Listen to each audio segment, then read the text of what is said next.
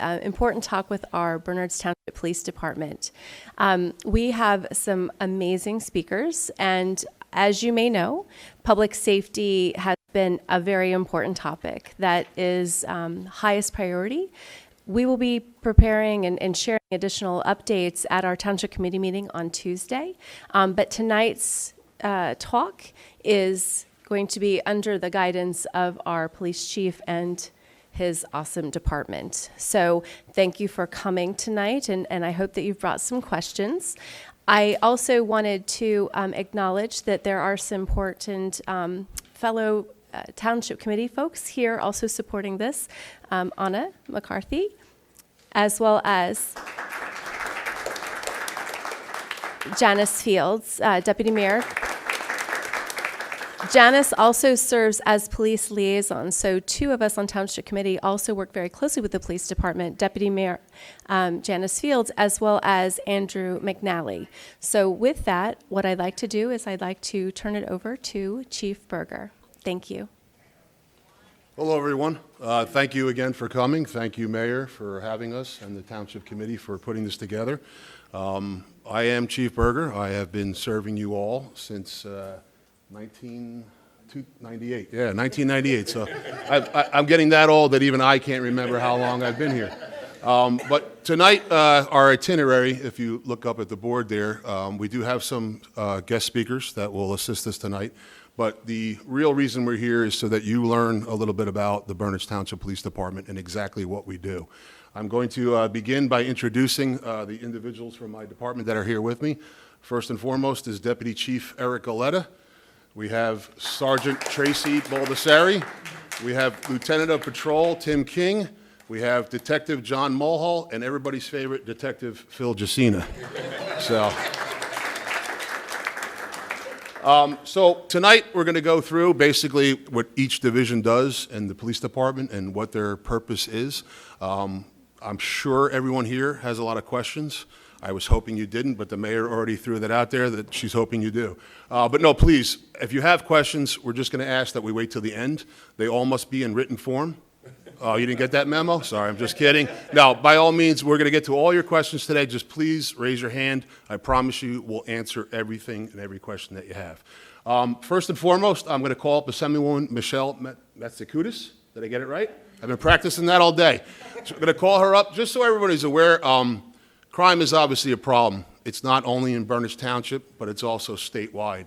This is a collaborative effort amongst a lot of people to try to rectify the problems that we're currently seeing. So, Assemblywoman, if you wouldn't mind coming up. Sure.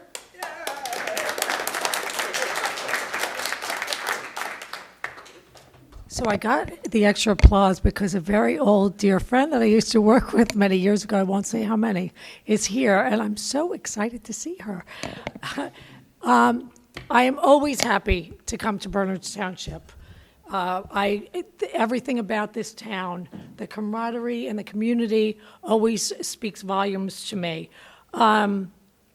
So when I got a call from your mayor, and by the way, thank you, Chief, for having me, and you did say my name correctly, so thank you. So when we got a call to come on down, I'm here on behalf of Senator John Bramnick and Assemblywoman Munoz and myself. We realized that there was a rise in car thefts, and we wanted to try to get some stronger criminal penalties and really community support. So we have been working with many local leaders in many towns because it's not just here in Bernards. There's a number of towns in our district that are being affected, and I think I will start by saying we hear you. We hear you, and we are going to try to help. So the best way that we can help is we came up with a bill to combat the rise in car thefts through stronger criminal penalties and community support. What's going to happen, God willing, this bill moves forward, motor vehicle theft will automatically become a second-degree offense. It is not currently.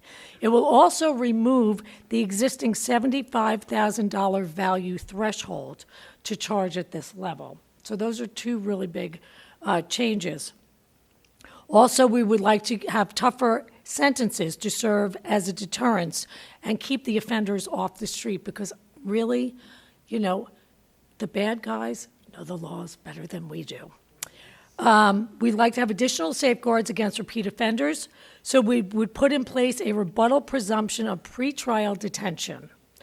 Also, we would penalize offenders with loss of driving privileges, and courts can order at-home detention for offenders under 18. Because what happens in cases is they send the young kids out because they get to just get off scot-free, and, everyone's very aware of that, and it's a problem. So while doing all of this, we also want to have community intervention and support. We want to establish what we're calling GUARD, Grants for Underage Auto Theft Risk Deterrence Program. Yes, I had to read that because I can't memorize it, but a lot of good words in there. It will allocate $7 million to support local and community-based programs to deter our youth from engaging in criminal activity, including auto theft. And lastly, local communities know best what they need, and these grants will help facilitate positive local change. So I'll end where I began. We're here to listen, we're here to help, and know that we will do everything that we can to aid all of our residents. So thank you so much for having me, and thank you again, Chief. Thank you so much.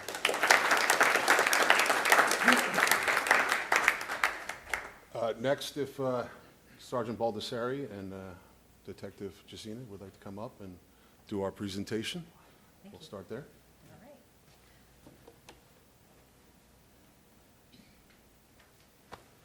Take it away. All right. To start. All right. So we kind of start these discussions by laying the foundation that we feel that criminal justice really does take a village to effect, and Sir Robert Peel is known to be the founding father of modern day policing. So when you hear of a English police officer wearing the hat, or they're called bobbies, it's because they're named after Sir Robert Peel. And Sir Robert Peel's methodology, his mindset was that the people are the police and the police are the people, that without each other, they can't exist, right? So that methodology translated to America back in the shipyards of Boston. The merchants were getting fed up with stuff being stolen from them, so they came together and they said we should really come up with a group of people who are willing to support and to surveil and to enforce laws around the ports, because at the end of the day, theft from our ports affects everybody. So then we founded the modern day police of Boston, and then Boston adopted a lot of Sir Robert Peel's principles, and that became law enforcement in America. So at its core, law enforcement, and we at Bernard's believe strongly that at its core, we are a community asset, and the community is our asset, and we can't operate without the community. There are times where we have to take stances that we make decisions and we make calls that the community might not be as informed of, but at the end of the day, when my investments go up or down, I don't get to knock on the door of the CEOs of all the financial institutions and demand to know why I went up and down. I just have to kind of trust them, right? But we rely on your feedback to kind of give us the gauge of where we should be heading with our efforts. So at its core, this is what we believe. To add to Phil's point, we are few, you are many. So your eyes and ears out there, there's much more of you than there are of us. So we depend on you for all the information a lot of times. So please don't ever be afraid to give us a call and tell us something that you saw. So I'm going to cover the patrol division, our detectives division, and then we're going to move on to our administrative division, our community policing and traffic division. So starting with our patrol division, that's the arm of our department that's on call, that's working 24/7, 365, nights, weekends, holidays, on various shifts. Okay, these are the people that are going to come to your house if you call 911. These are the officers that are going to respond if you have any kind of emergency, call for help, call for service, whatever it may be. And those officers are responsible for our residents, right? The dynamic patrol tactics that our officers use adapt to crime trends, which we've seen recently with our adaptation of the patrol schedule for the increase of occupied residential burglaries. It should also be known that those officers are covering a fairly expansive geographical territory. They can't be everywhere. So the mindset is to try to appear to be as many places as you are. So we, of course, adapt our patrol tactics to achieve that goal. And, of course, ongoing training in areas of societal concern. So it's often a frustration within the police world that we feel like there's always a new training we're going to, right? And that we hear on the news, cops have to be better trained. And yes, more training is better, but we also have to be able to be have our butts in a patrol car and patrolling. So there is a kind of a break-even point where it's like if I'm working 2,080 hours a year and I'm being trained for 1,000 of them, I'm only patrolling for the difference, right? So you want more training, but you also want cops to be on patrol.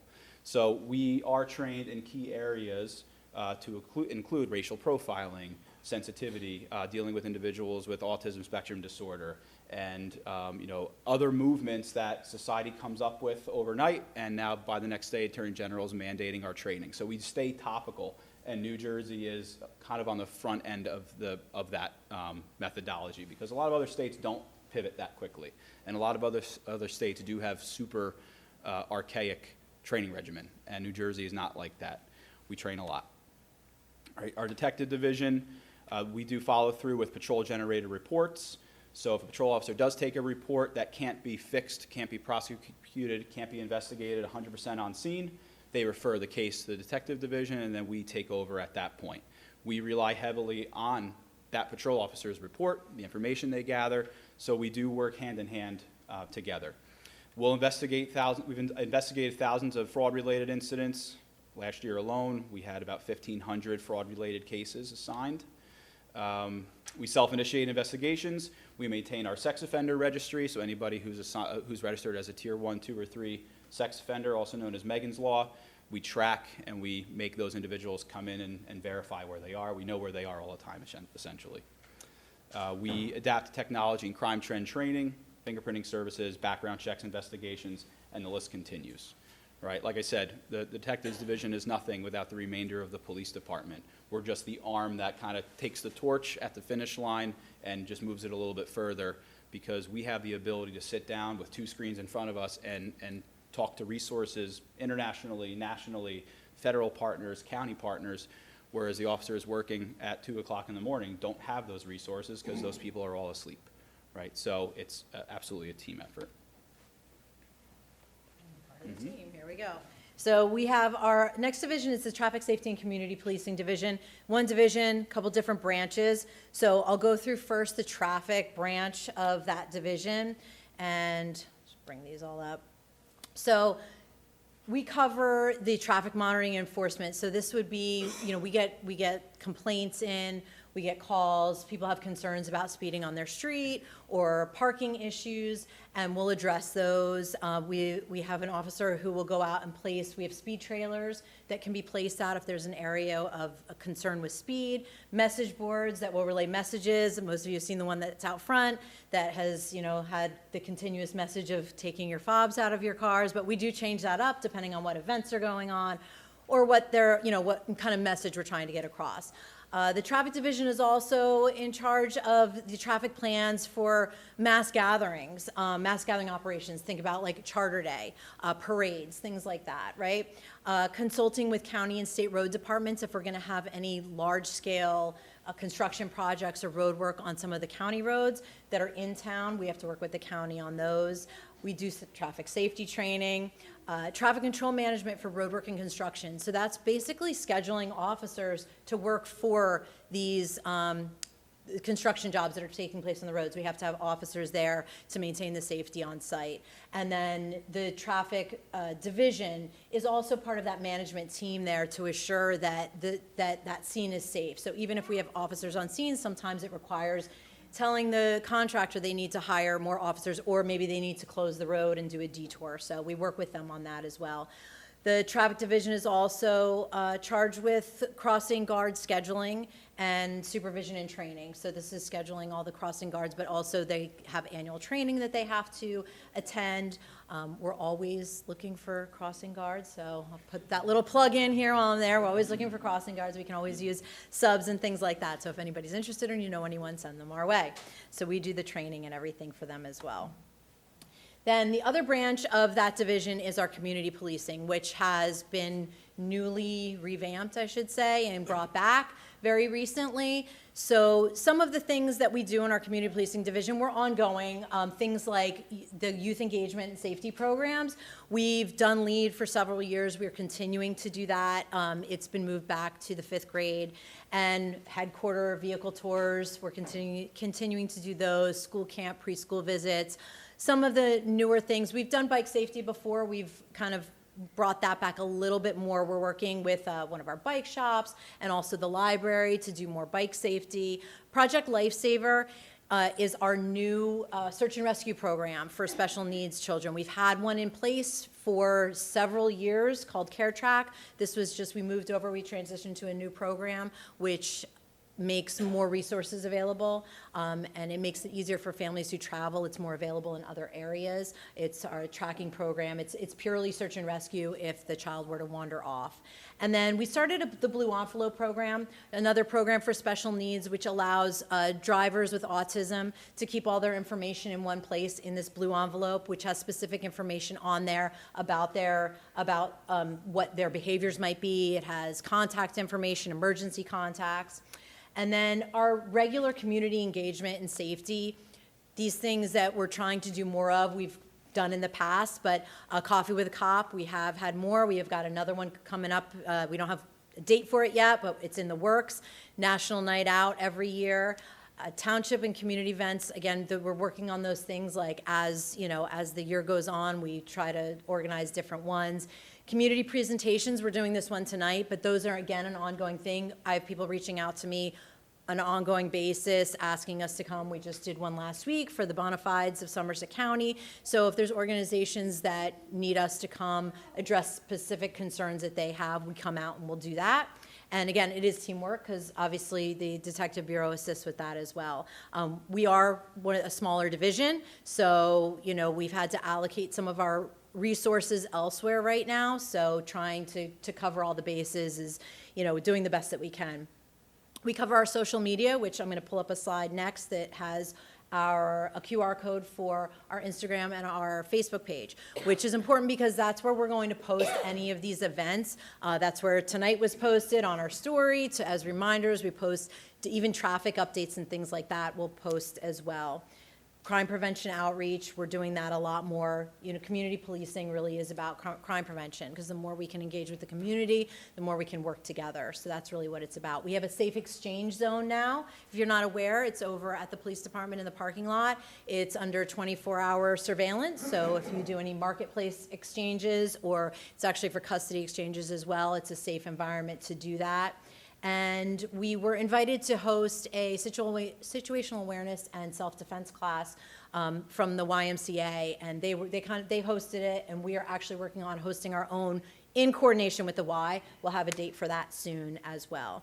And then we also supervise, we have special law enforcement officer 3s.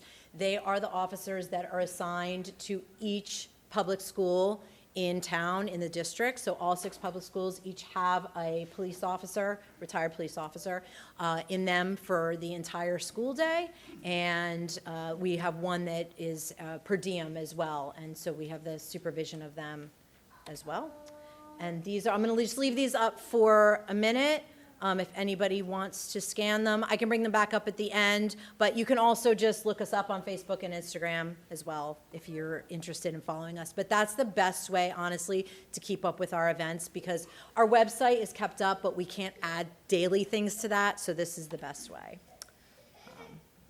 All right. I'll cover this too then. Okay. So our next division is our professional standards division, and this division makes sure that there's agency compliance with state, federal standards and laws through updated policies and procedures. So this is the division that updates all of our policies and makes sure that they go out to all the personnel, and that assures personnel compliance with these same policies. And in order to do that, I should say, if you look up there, it says we're accredited. So we are an accredited police agency with the New Jersey State Association of Chiefs of Police. What that means is that all of these policies and procedures are held to a certain standard. So they're looked at every 3 years. Assessors from the New Jersey State Association of Chiefs of Police, they come out and they examine all aspects of the police department. So they examine our policies, they examine procedures, management, operations, even support services, and they look at all of that as a whole and make sure that we're meeting those certain standards, and they do that before they grant us accredited status. So, and then that is good for 3 years, and then the reaccreditation process starts and all those proofs have to be provided again. And what this does is it really ensures that continued trust between the public and the department, we hope, because you know that as an accredited department, we are staying up to date with the most recent, not just the most recent laws, but the most recent policies and the most up-to-date training. So that's one thing that we hope will, continue that trust between us and our residents. And I think you want to cover this, and then I'll go. You also have no idea how hard it is for cops to stand at a podium, but we have to because of this, because we don't like to stay still. So we're going to cover probably the topic that a lot of people are here for later at the end. But we are going to go through the things that, when you look at our numbers, are the most prolific to our residents, right? So to start with fraud and extortion, along with a lot of the other things that came out of COVID, something that came out of COVID that is the most damning to us as residents of any community is the velocity at which money is allowed to move through the financial industry right now. So during COVID, all the branches shut down. They weren't allowing in-person, customer-facing service. So all the banks, just needing to continue to be able to move that money, increased all the deposit limits, increased all the checking limits that you were allowed to mobilely deposit. And one day you were able to only put $2,000 in your ATM, and then after COVID, you're able to put $50,000 a day through the ATM. So that opened the door to an enormous amount of fraud, because if you've ever deposited a check via mobile app, all you do is take a picture of it, and that money hits your account immediately. And the bank does some work on reconciling those funds, but the money goes through. And unless it's challenged, the money stays in that receiving account. And a lot of times we see those accounts are fraudulently created. So that has absolutely added to the caseload of our entire department. When a fraud victim comes into headquarters, they meet with a patrol officer, and that patrol officer sits down with them, figuring out what exactly happened to that victim. And that takes about a half hour to an hour just to piece it together to say, what kind of fraud are you a victim of, before that report can be written and transferred to the detective bureau. So all fraud at their core is some sort of a trick, whether it be by means of altering a document or convincing somebody that they should send money somewhere. And it's usually pressure-driven, meaning that there's some sort of a pressure exerted on the victim. Your grandchild's been arrested, they need bail money. Your grandchild hurt somebody, and in order to get the mother who's pregnant in the car crash that your grandson caused, you have to wire me money. Or in order to get this warrant lifted, you have to wire us money, or you name it, right? Creating pressure and asking for that high-velocity money movement is the keystone of all fraud that we're seeing, whether it be a romance scam, where people act like there's the possibility of a romantic relationship, which prompts people to send money, or sextortion, which we've seen a huge uptick even in our school system, where kids are taking what is now more societally acceptable. They're taking pictures of themselves in various stages of undress, and they're sending them to people who they think are interested in them, only for that recipient to turn around and say, I'm going to release that photo to your classmates unless you wire me money, whether it be through Venmo, Zelle, or any number of Cash App, Bitcoin, whatever. And the kids are then usually too embarrassed to tell mom and dad, so they try to send the money if they have access to money. And that translates all the way up to adulthood. Instead of $500 from a kid, it's hundreds of thousands from adults. And you'd be amazed what people will give people just to keep a little secret like that, right? So that pressure is what you should look out for if you're getting a phone call or you're getting communication online saying, hey, do this or this. Really think, especially if it's the government asking for money, think of government and how efficient the government is. We don't really work that quickly with stuff. So if somebody's saying, like, your grandson's in custody and you must wire money to release, that's not how bail works. You should be thinking, like, that's not how the system should work. And you can always call the local police. I was called by Marshal Wyatt Earp. Yeah, you want to do that one? That there was a warrant out for my arrest because I was involved in a large drug operation. I was like, please tell Marshal Wyatt Earp I'll be waiting for him at my door if he shows up. So that's how ridiculous it actually is. So at the core of all these, like Phil said, is just those pressure things, but just some things to be aware of, just some of the common ones. There's so many scams out there that it's hard to keep up on all of them. I'm going to go over some of the common ones and things that you'll see. They all have one common denominator, but just so you're aware of some. But again, like I said, there's always going to be something new out there, and that's why it's important to just keep those red flags in mind. A couple of things too, just to mention, is buy-sell sites. There's a lot of scams on those, where Facebook Marketplace, where people are either selling something or they want to buy something from you, and they're just scamming you. They're trying to get your money or to get your whatever you're trying to sell without paying.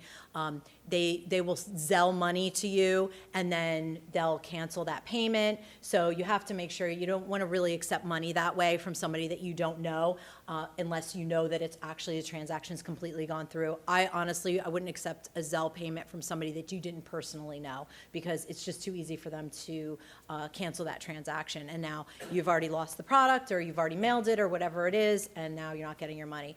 And then I just want to talk real quick on wire transactions. When someone asks you to wire money for something, now there are certain legitimate transactions where you need to wire money, and we'll talk about some risks with that. But if you're asked to wire money for a payment for something that you wouldn't normally, and you actually do that, it's something that if you realize you did that and you shouldn't have, you need to report it right away. With wire transactions, there are ways to stop them if it's reported fast enough, if we can get to it quick enough.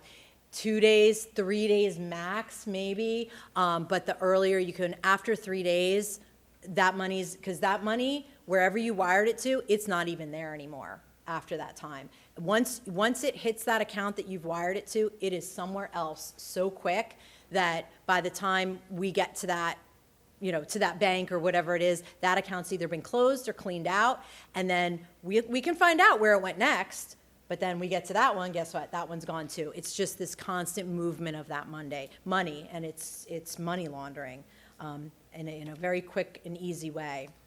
All right, so talking about some common scams, so business impersonator scams. So this is when you get a call, an email, text message, or somebody reaches out to you on social media that it's usually a business that you're familiar with. So it's somebody that you do something that you do business with regularly, and they're going to say that there's a problem with your account, or that maybe even you've won something. A lot of times if there's a problem with your account, maybe somebody's charged something on your account.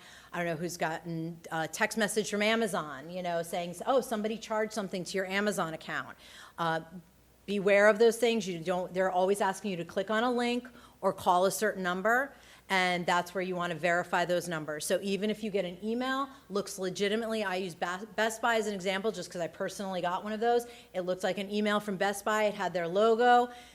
The best thing you can do is you want to don't click on any links, but if you click on the address bar where it's the, from to, where you see it's been sent to you and it'll say from, it may say Best Buy up there, but you have to open that up. You have to see what the actual email address is that it came from. And once you do that, most likely, if you see it came from Best Buy, but you also have to be careful because they'll change those domains very slightly.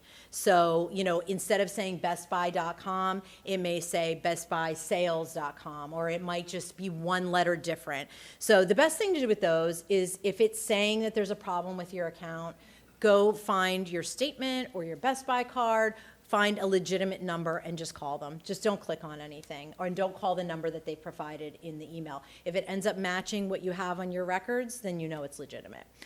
Government impersonator scams, that's, again, Phil talked about those a little bit, but those are usually going to say your identity has been compromised, your social security number has been suspended. They use fear tactics to get you to do things quickly, and really they use that fear to get you not to talk about it, because they want you to start moving money, but sometimes we've seen with these scams, they can go on for months, and they do that by way of putting fear in people and telling them you can't talk to anybody about this. So they'll slowly start having people liquidate all of their assets and move it into other accounts under the guise of securing their assets. Investment and job-related money-making scams that really are what they say, you get rich quick schemes to be aware of. Those tech support and antivirus scams pops up on your computer. Actually happened to me today. Started talking to me, call this number, your IP address has been used to access, an unsecured website. And it scares people. They're like, oh my gosh, my computer, I have to, it tells you don't shut your computer down. ultimately, people call this number, it's a scammer, they get access to your computer and now have access to your bank accounts, or anything that you do on that computer. So just stop what you're doing, don't call that number. The best thing would be to, afterwards, you need to change all your passwords, but if you can get somebody to come help you, work through that and get it closed out, get somebody to come clean up your computer, somebody that you trust. We have people right in town that do that. With regular identity theft, the other thing is we talk about all these things, all these people that are gonna reach out to you and it's a scam, right? But you also have to be careful and you don't wanna ignore some kind of a notice or a bill. Because if you get a notice saying, oh, your Ally account or your Comenity account is past due, and you go, I don't have a Comenity account, and you shred it.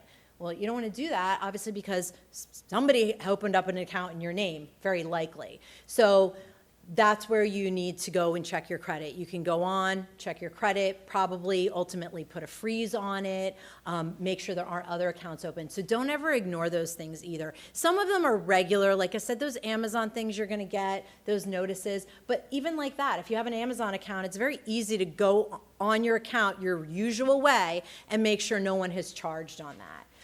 But if you do get a notice like that or a bill, you don't want to ignore it either. We've gotten so used to these scams, and I've done it myself. I got a fraud alert the other day, and it was legitimate. And my first thought was that it was a scam. And I was like, it came from Chase, and it was a text message. So I was, the red flag went up. I was like, I don't know. But it was legitimate. So I looked into it the right way, and sure enough, there was fraud. So just make sure you don't ignore those things. So just remember, verify, resist, and refuse. So always verify who you're speaking to. Government entity and utility companies, and most anyone trying to collect money is not going to ask you to pay with a gift card or buy multiple gift cards, but yet those are still happening. I think we're seeing less of those, but it's still happening. Never give any money to anyone who's called you. Never that urgency again. You can always verify and call them back. So beware of that urgency. And then, do you want to go over what the things to do? To go back to something in reference to some of these frauds, a lot of the cases we get, they're heartbreaking, because it's people's life savings that have been wiped out. And a common theme I remember when I was a detective, and Lieutenant King was a detective, when we would sit down with the victims, we would ask them just different questions. And at some point during the interview, they would tell us, I just got that feeling that something wasn't right, but they just went ahead with it anyway. If you ever get that feeling that something isn't right, just stop whatever you're doing, hang up the phone on them, and give us a call, and we'll be able to facilitate with you whether or not it's something that's actually that you need to take care of, or if this is most likely a scam. And a lot of times, if you just simply say to them, can I just put you on hold? I'm going to call the police. I just want to check something. They're going to hang up on you. So it's an option. Yeah, it's an option. Or they'll immediately go, no, you don't have to call them. You don't have to call them. Right away, then that should kind of raise the hairs on the back of your neck that something's just not quite right. And the feelings that you were having are probably more that it's a scam. So it's just something to think about, another tool in your tool belt, so to speak, when you're dealing with somebody who cold calls you or something you see pops up on your computer screen. We talk a lot about fraud.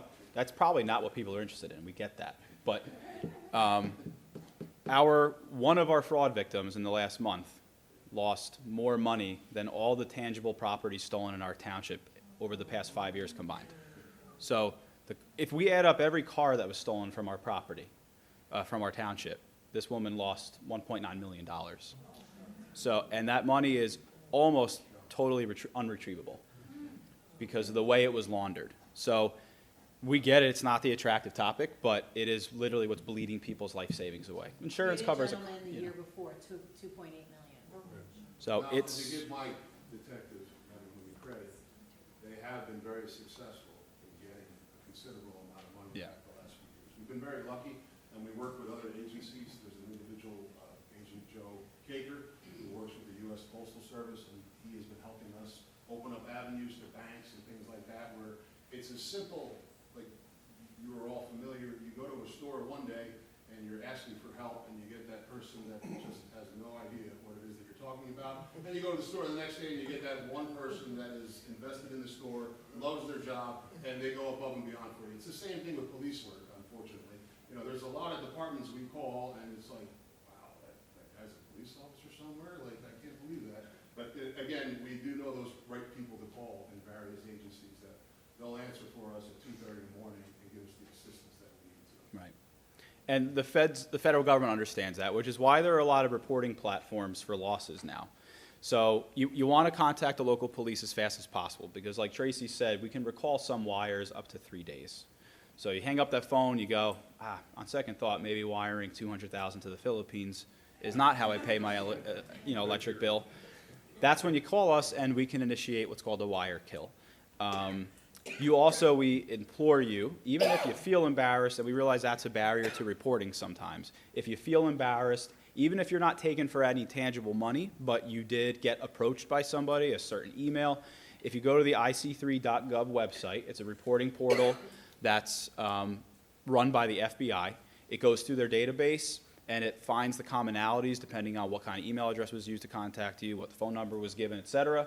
And it essentially creates a case triage for the FBI, and what they do is they keep an eye on the total dollar amounts, and if they sense patterns in common defendants, common suspects, common emails, or common modus operandi, they triage that case and they allocate resources to investigate it. In full disclosure, a lot of the losses are not handled by the feds. There's a huge gap between what the local police can handle and recall and what the federal government is willing to allocate resources on recalling. So we might get concerned at 20,000, and they might not even be interested until you're in the 3, 4, 5 million mark, because they're also dealing with banks that are wiring and embezzling trillions of dollars. So there is a point to where you have to be like perspective-wise. You know, you go to the ER and you say you stub your toe on New Year's Day, you're not going to get in as fast as you would on a calm holiday, right? So, or a calm weekday. So there's a triage that happens, but you have to do it through these portals to get that case triaged. We can't do it for you. So we can certainly sit with you and help you through it, but if you're going to do anything at all, hit the ic3.gov. We also recommend checking your credit, right? You get free credit checks every year. You can also put a freeze on your credit.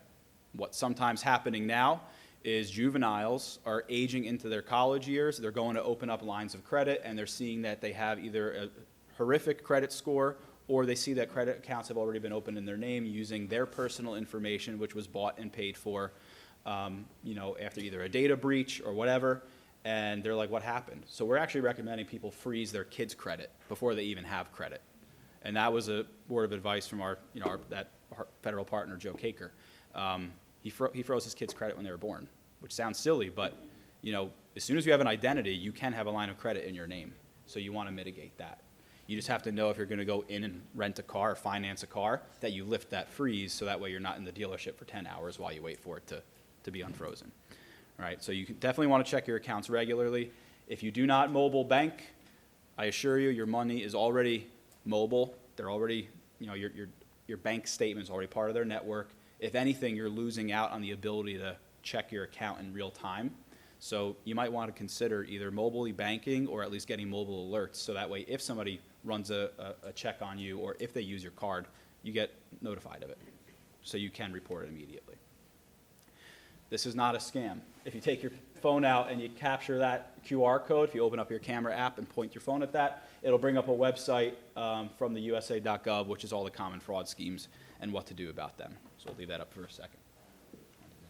One of those I didn't see was the lottery scams. I once won $50 million in the Nigerian lottery. I don't know why I'm still here working, but I had to send out $5 million in order to get my $50 million, and I was like, buddy, if I had $5 million, I wouldn't be working either. Those are other things you need to be aware of.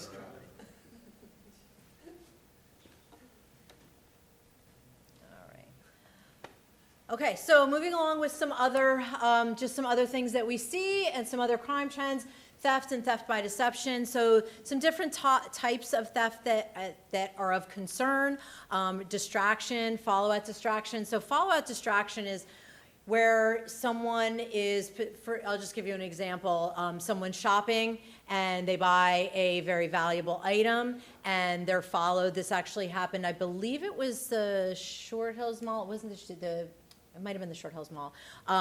Somebody bought a very expensive watch. He was followed out. Somebody followed him. I think they followed him going into the store too. Regardless, they had punctured his tire. So when he left the mall, he had to pull over because he got a flat tire, and they pulled up behind him, and they were able to steal his item.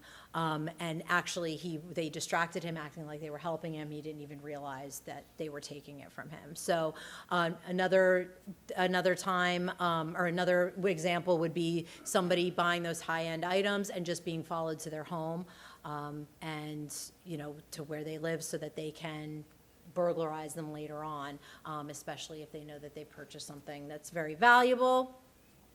And then just regular distraction thefts. I mean, there's a picture of it here where you're in the grocery store, never want to put those purses in the cart, always want to wear them on your body, preferably crossbody in front, because it's usually two people, one person distracts you, the other person is reaching in, and they're probably going to go in and take just a wallet or something out of the purse. They generally don't take the whole purse just because you're going to turn around and see it, right? So they take the wallet out. So those are common distraction practices that we'll see. And we still see that. That's been around forever. We've been seeing that for a long time, but they'll pop up every now and then. We'll get a call that somebody was shopping at one of our local grocery stores, and when they went to pay, they didn't have their wallet. Surveillance cameras sometimes helps with that. It depends on if it's working and if it's good quality. And then there's transient perpetrator thefts and home repair scams. So these would be the people who are traveling around, usually going door to door, looking for, hey, I'm working in your neighborhood, doing driveway sealant, things like that. They're going to offer you a really good deal if you pay in cash, if you pay in advance. And they work differently. Oftentimes, they'll take your cash and just never come back and do the job. Sometimes they actually will come and do the job, but they'll do a very poor job, or they'll do half of it and then leave, and then they still have your money. There's usually pressure involved, just like with any other scam. They're trying to get you to do it. Well, if you pay me now, otherwise the price is going to double tomorrow. The other thing with these, when they're coming door to door, is you have to be aware of a distraction burglary, especially, you may not see a second person, because that's one person's distracting you, talking about they might bring you outside or out back of your home. Maybe they're talking about fixing your gutters, something on your home, and you need to look at it. Oh, come look at this. We noticed this on your home. This needs to be fixed. And while you're talking to them, someone else is burglarizing the home. So just be aware of those types of things, and just, we have, if I'm sure you know, but we have an ordinance in town that people cannot solicit door to door anyway without a permit. And in our town, they have to be, each solicitor, not the company, has to have a background check. They each get their own ID and permit. So they've been vetted, they've had a background check done on them if they have one of those permits. If they don't, then they're not supposed to be going door to door. So, I've had them come to my door. I always ask if they have a permit. I usually don't want what they're selling anyways, but they generally don't have a permit anyway. And then sometimes they go away, other times they go to the next house, hoping that they'll get to talk to them. All right, so I don't know why that's coming up like that. I'm going to pull all of this up because it's coming up backwards. There we go. Okay. Do you want me to start going over some of this? Okay, so obviously, one of the big topics that I'm sure you came here for was to talk about motor vehicle theft and motor vehicle burglaries as well. So just some considerations, things that you can do to help prevent, deter these things from happening. Many of the thefts that we've seen over time are as a result of leaving the keys or the fobs in the car.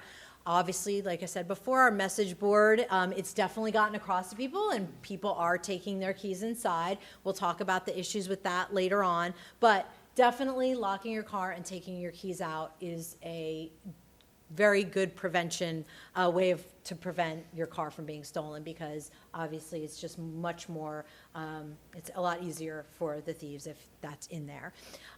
These generally occur overnight or in the early morning hours, and suspect identification on these can be difficult. These people they're usually wearing masks. If somebody has surveillance, they're wearing masks and gloves, so trying to get evidence. Our detectives are coming out on these if a car is burglarized and the car is left there. there, and, you know, there's something to process on scene, it's really hard because, like I said, they're usually wearing gloves, and if not, depending on what the weather is, it can make it really difficult to gather that evidence. They usually don't leave anything behind. I mean, we have had it where they have left things behind, but it's not like CSI. It's not where, you know, we have a crime lab downstairs. We can go down there and within, you know, 2 hours, boom, we have an answer and we run it through this computer and we know who did it. Unfortunately, it's not that simple. So the identification can be difficult. A vehicle identification, so if these suspects arrived in a vehicle, usually what we end up getting on surveillance is we get a car. If we get a license plate, well, you might think that that's great. You know, it's very difficult because they're usually not close enough to get that. Even if we do get one, a lot of these criminals, they're already coming in with a stolen car. So it's not going to simply come back to the person who was the perpetrator of the crime. It very rarely, if ever, would happen that way. So that can be very difficult. So prevention-wise, what else can you do? Separate your keys from the vehicle, like we said. Lock your vehicle. If you have a garage and you have the ability to, park your vehicle in the garage. That certainly helps. I mean, I know so many, I don't have a garage, but I know if I did, that I would probably have a lot of stuff other than a car in it. Because all my other stuff, it's elsewhere, it would be in the garage. So I understand that, but if you can park in the garage, definitely helps. Installing cameras and lights. Any type of, we're going to talk about residential safety as well, but having those cameras and lights, motion sensor or on some sort of a timer, they definitely are something that will grab the attention of somebody coming onto the property. I'm not saying it will stop them, but it will certainly help. And all of these things that we're going to go over, none of it's foolproof. You can do everything. I'm going to talk about a checklist that we have later on. You can do everything on that checklist, and there's no way to 100% guarantee that these things aren't going to happen. But the more of these that you put into place, the better chance that you have. Smart actions with regard to using smart devices, like setting those lights on, or those lights on timers and things like that, using things like Alexa or, you know, if you have other, you know, Google Assist, there's all different ways that you can connect everything. And keeping your vehicle tracking subscription active. Now, this isn't going to prevent something, right? But this is certainly going to help. It's going to help our detectives. It's going to help if the vehicle is stolen, it's going to help with that tracking process and hopefully finding it sooner than later. Hiding your garage door opener. So if your car is parked outside, I mean, if you lock your car, that's great, but if it's unlocked and your garage door opener is in there, then obviously you're opening up your home, or they can open up your home very easily. And then utilizing additional theft protection devices. So the club, I mean, I remember the club. I know it's showing my age, but the club, they've come back. You know, it was something we didn't see for a long time, but it's just an additional thing if your car, especially if your car is going to be parked outside. It's something that those things, could they be removed? Yeah, but it's going to take time. And if you've got your car has that on it, and maybe the one down the street doesn't, they're going to at least move on, or the one, hopefully, you know, they move on for the night, but at least you're going to protect your belongings. Kill switches, those can be installed aftermarket. And then for just motor vehicle burglaries, keeping items of value out of sight. So you're becoming more of a target if you leave anything in sight when you park your car, even if you lock it. Because most of the motor vehicle burglaries that we see and motor vehicle thefts, the car is unlocked, right? And the keys are in it if they're stealing it. Motor vehicle burglaries, the car is unlocked. However, most of what we call smash and grabs, that's when there's something that's visible in the car. People leave laptops in there, you know, even money, wallets, things like that laying on the seat. So you want to make sure all of that's out of sight. And obviously, if something happens, you want to report it immediately. Do you want to talk about residential? Yeah. All right. So I'm going to turn this part over to Detective Mulhall. So John Mulhall grew up in town, has been a detective and cop with us for a while, and I had always been more interested on the fraud side of things. John Mulhall was sent over to the State Police Auto Theft Task Force, where he worked on loan with the New Jersey State Police Auto Theft Task Force. And the information he brought back to our department and the amount of cars we were able to recover as a result of his relationship with them is pretty amazing to me. So he's the guy when it comes, everyone has a guy. If you're from Jersey, you have a guy. And he's our guy for car theft. So I'd rather him talk about this because he's the subject matter expert. So I just want to clear up some miscommunications with a lot of the stuff we're seeing in terms of rumors of a typical auto theft investigation or a burglary. I'm going to start with the auto theft side of things. A typical auto theft investigation normally starts out where we get called to a residence, there's been a car stolen. So when we find out that a vehicle is stolen, we respond, we try to process the scene. It's really important for us to try to identify suspects, like Sergeant Baldessari said, via home surveillance systems, ring cameras, neighbors' ring cameras.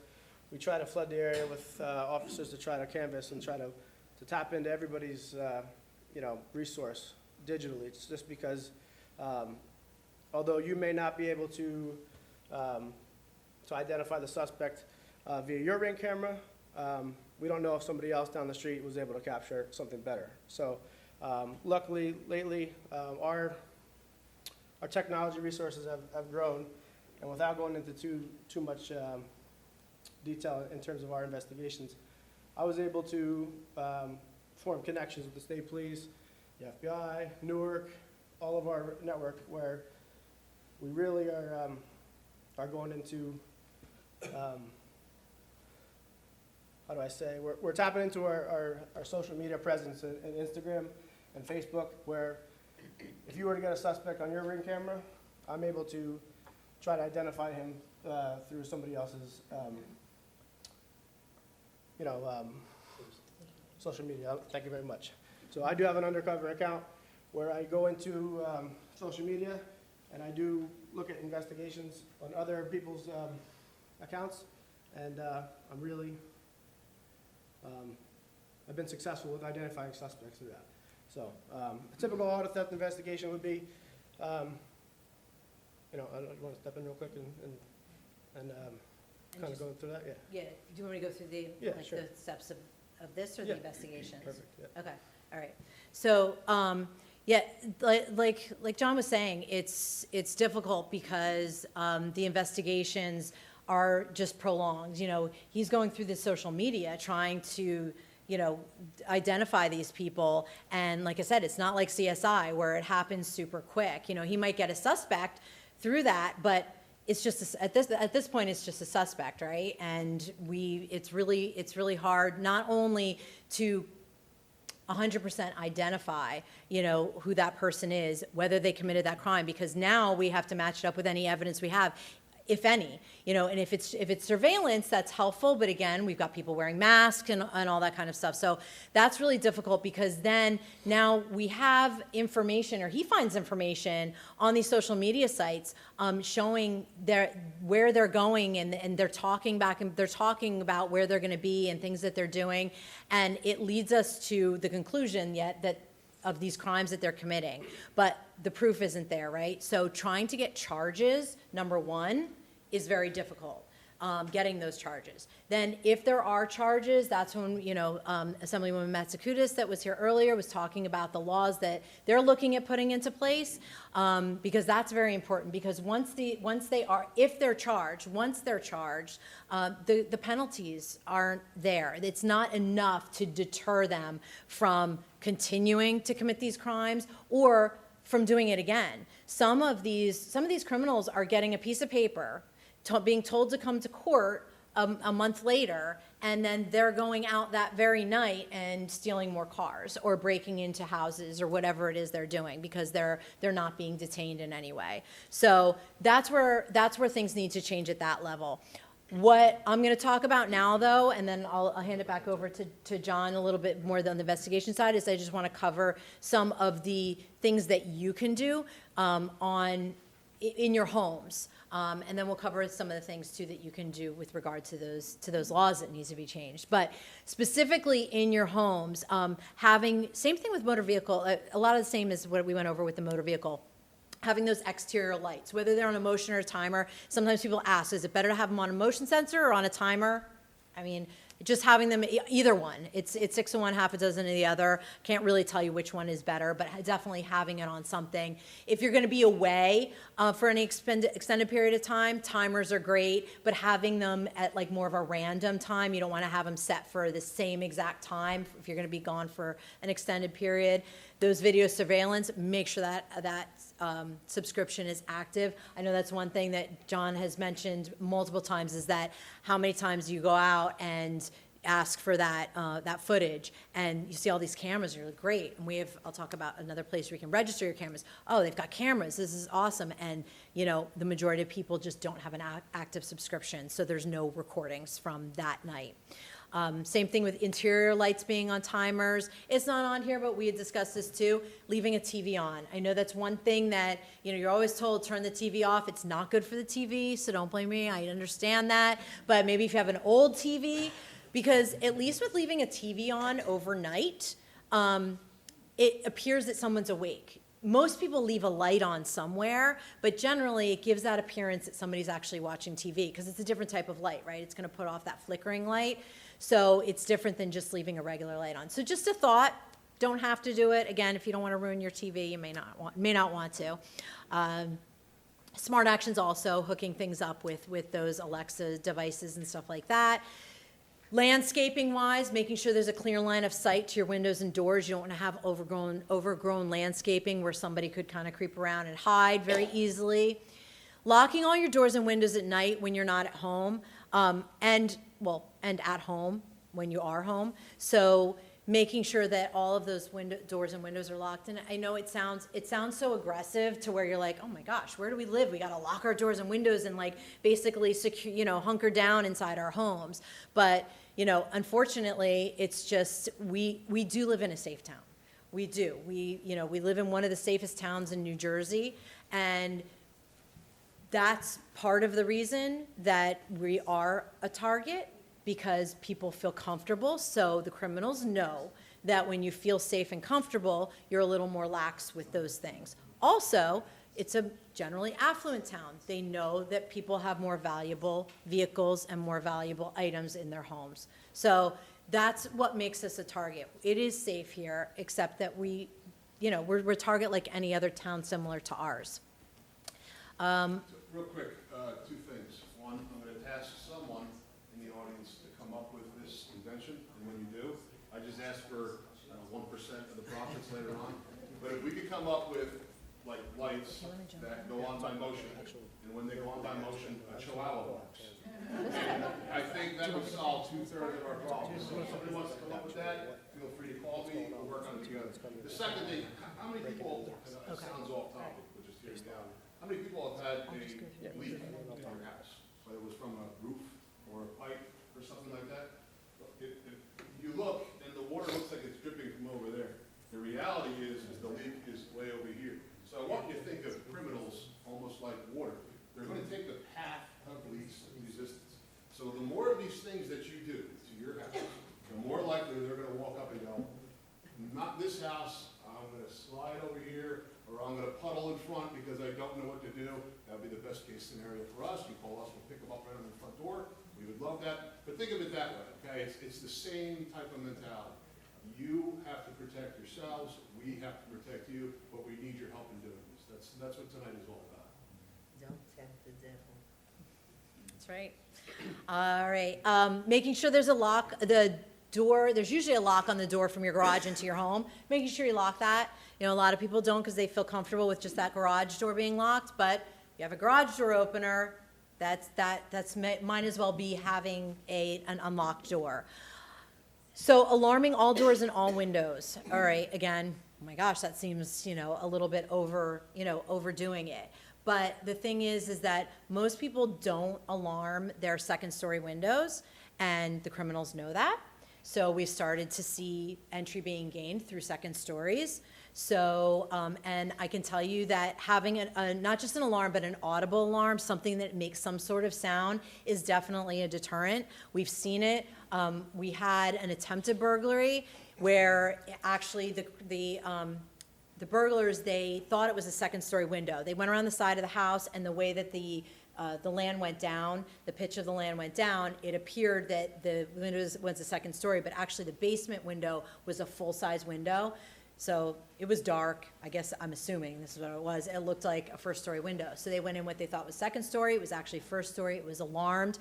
They pried the window open. As they started to open the window, the alarm went off, and they never made entry into the house. So, you know, it didn't stop them from opening the window, but it stopped them from going in. Would that ever happen every time? They're very brazen, but it's definitely a deterrent, and we've seen that happen. So that's something to think about. And people say too, that the alarm subscriptions, if you don't have to have a subscription either. You can have alarms and have audible alarms without having them tied to an alarm company. I'm not saying I recommend that either way, but if it's something that financially isn't feasible to have it on a monthly basis, you can still have alarms installed without having it tied to anything. But it's no good if you don't set the alarm. I've had plenty of people that they have the alarm, they've got them all in place, and they don't set the alarm, so you gotta set the alarm. And then reinforcing glass panels in or near doors. So, you know, if you have some people, they look real pretty, right? You've got those side lights on next to the doors, but if someone can easily smash that and open the door from the inside, you might have this really well steel reinforced front door, and you're like, I'm good. But if it's lined by windows, what good is it if they can just come in? Or having it, if you don't have that reinforced, or you do, having it double locked, so that it's not the type of door that they can unlock from the inside. It's key locked from the inside, right? So that way it's not something they can just reach in and unlock. Bolting and securing safes to the floor. We have seen very, very heavy safes dragged out of homes and businesses by people who are very motivated to get whatever is in that safe. So if you have a safe, you want to make sure that it's somehow secured to the floor or the wall. And then for later on, John's going to come back in, but always catalog your valuables. Have that done ahead of time, because there's nothing worse. The worst thing just happened to you. Somebody broke into your home and, violated your personal space and took these items from you, and now you're running through your head trying to think what was in there, what was in that, in that drawer, in that jewelry box, or in that safe that they took. Catalog it ahead of time. It's makes our investigation easier, but it's also going to make it easier for you later on to have that, being able to report it to us. So I'm going to turn it back over to John so he can talk about some of the logistics. So of just that going back to the auto, process. sorry about that. No, We're that's just going right. back to the auto theft side of things. Right now, we're seeing a big increase in residential burglaries pertaining to auto theft. In my experience, we're seeing juveniles from Essex County, age 14 to about 20 or so. They're coming in stolen cars. Some of them are in Kias, some of them are in Hyundais. I'm sure most of you have seen a Kia or a Hyundai out in the media where they're breaking the window. They're manipulating the ignition to start that car, and then they're driving into neighborhoods where it's not reported stolen. They're dropping the vehicle off, and they're going into people's homes. We've had signboards out say, take your key fobs inside. We have some unintended consequences now where people are actually going brazen now, and they're breaking into homes. Might put the signs that say, put the key fobs back in the car. Just the insurance companies lose that. So,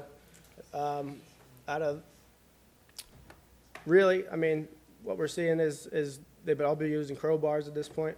They've been going into ground floor windows. They're sliding up the window via forced entry, and they're going inside strictly for the key fobs. We haven't seen any incidents where they're making contact with people, so we don't want people to be alarmed, but that's not to say it can't happen. So just, if that does happen where people are home, and most incidents they are home, we encourage you to just stay away from people. It's just a key fob, it's just a car, it's property, so report to the insurance company, report it to us immediately. Like I was saying before about video surveillance, we've been successful in the past where we've actually identified suspects via clothing description and other areas of the state. And we've actually are working pretty diligently in charging these individuals. So that being said, we have means of charging these individuals. It's just a longer process. So we ask you to be patient with us.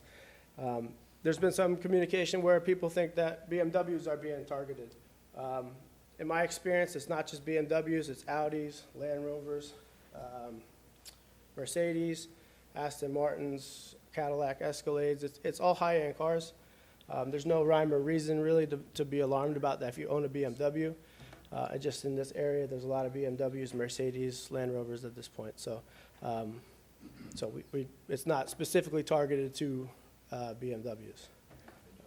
Yeah, go ahead. One of the most valuable things that John taught me after he came back from auto theft was that, like, this criminal element is a totally different mindset than any of us. And they almost work inside of their own self-created economy, where, you know, we're kind of racking our brains like, well, how could somebody do this? Don't they know how, like, unsafe it makes you feel when you go into somebody's house? These are kids who drive to school and have witnessed shootings on their way to school. These are kids who don't have parents around. These are kids who barely have a roof over their head if they're lucky enough.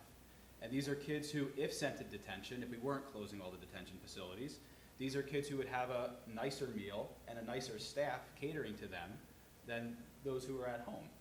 So you can't get in the mindset of like, well, if my son did this and stole his car, they would hate juvenile detention. The kids are getting tablets in juvenile detention because they have a right to communicate with people. So you have to change your perspective on when we do things as people and we weigh the risk versus reward. Like, unless these kids get caught and sent away and have privileges taken, it's pretty much a win to them. So we have to, through legislation, because apparently we're not going to be able to do it by chasing these kids and sending them off the road by crashing into them with pit maneuvers, what the rest of the country does. We're going to have to do it by means of legislation. And that is what we're fortunate about as the police officers here in Bernards, is that we have an extraordinarily supportive local township committee and mayor and the police subcommittee, and even on the county level, commissioners. But that step above is where the hang-up seems to be. So you have to really reframe this in terms of like what you think crime is like, and really think this is an economy of cars are bought and paid for before they're even stolen from your driveway. Somebody says, I want that X7, I want that BMW, or can somebody get me a BMW? And then there's a kid who's an enterprising enough young person, and you know, and they say at 2 o'clock in the morning, you know what, I'm gonna go out and get that. And they'll go to the suburbs and they'll steal one. So I say that to not only shift mindset, but realize they're there for that asset parked in your driveway. They're not there to hurt us, thankfully. They're not there to scare us. They're there because they know they need that, and the keys to that, maybe not in there, but somewhere. And if I spin around and I walk into a stranger's house, I'm gonna check the areas that I check, and I'm gonna come across the key in the first 5-10 minutes. They're quietly doing this. They're forcing entry quietly. They're trying to stay quiet. And of all the surveillance we've seen, when it's not quiet, dog barks, alarm rings, they're out. So you want to kind of have a layered approach, which is what the checklist that Tracy talks about gives you. You want the exterior of your house as safe as possible.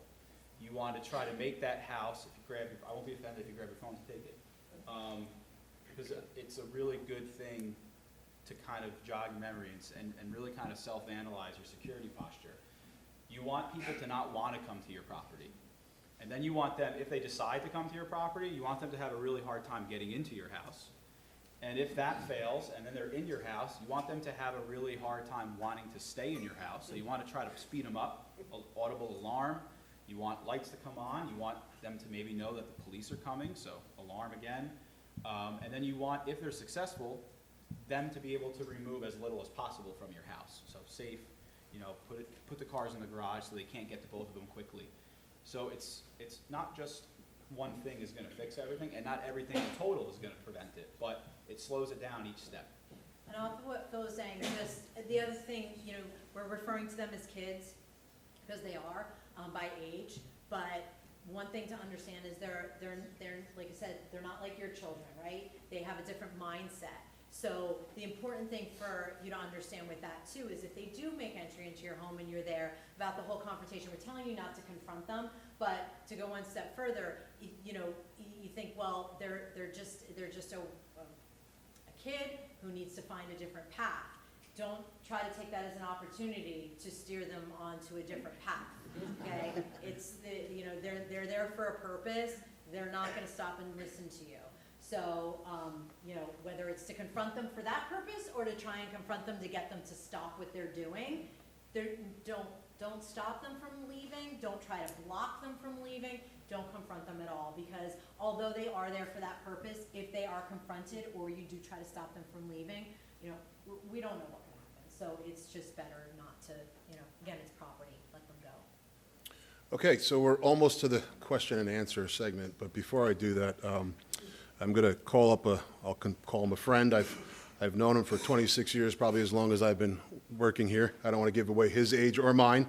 But it's funny because the content and the subject that he's going to speak about, I have to be honest, I probably saw it 1,000 times. And until John Carpenter came to speak with me about this topic, it didn't hit home until he told me his story. So, John, if you wouldn't mind coming up and speaking.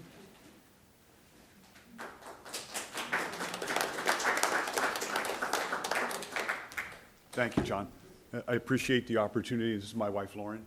Would you stand over here? Oh, sorry, Lauren, I didn't know you were going to come up. Well, Lauren's the whole point of the story.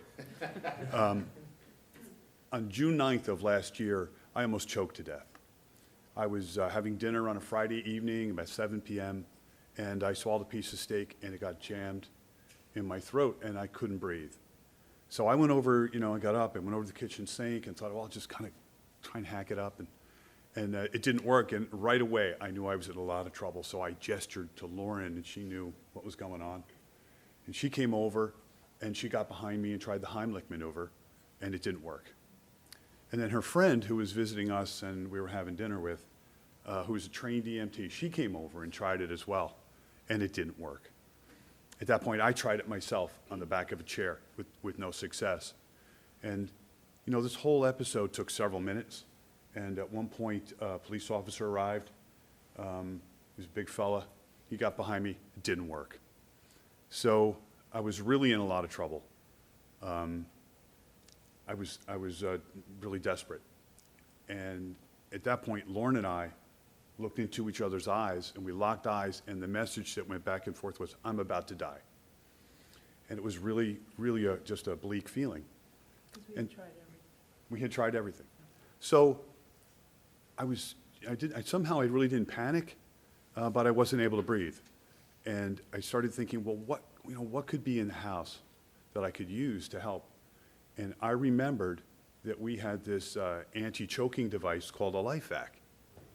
And I can tell you the reason why we had the LifeVac. And the funny thing was, I remembered that we had it, and Lauren didn't remember that we had it. So guess what I relive besides the yeah. choking? So I'm here going like this and making the gestures, and she figured out what I meant, and she went, oh, I know where it is. She ran upstairs, and she got it, and she brought it back downstairs, and I could hear her banging down the stairs pretty fast, and I heard her say something like, I have to read the instructions.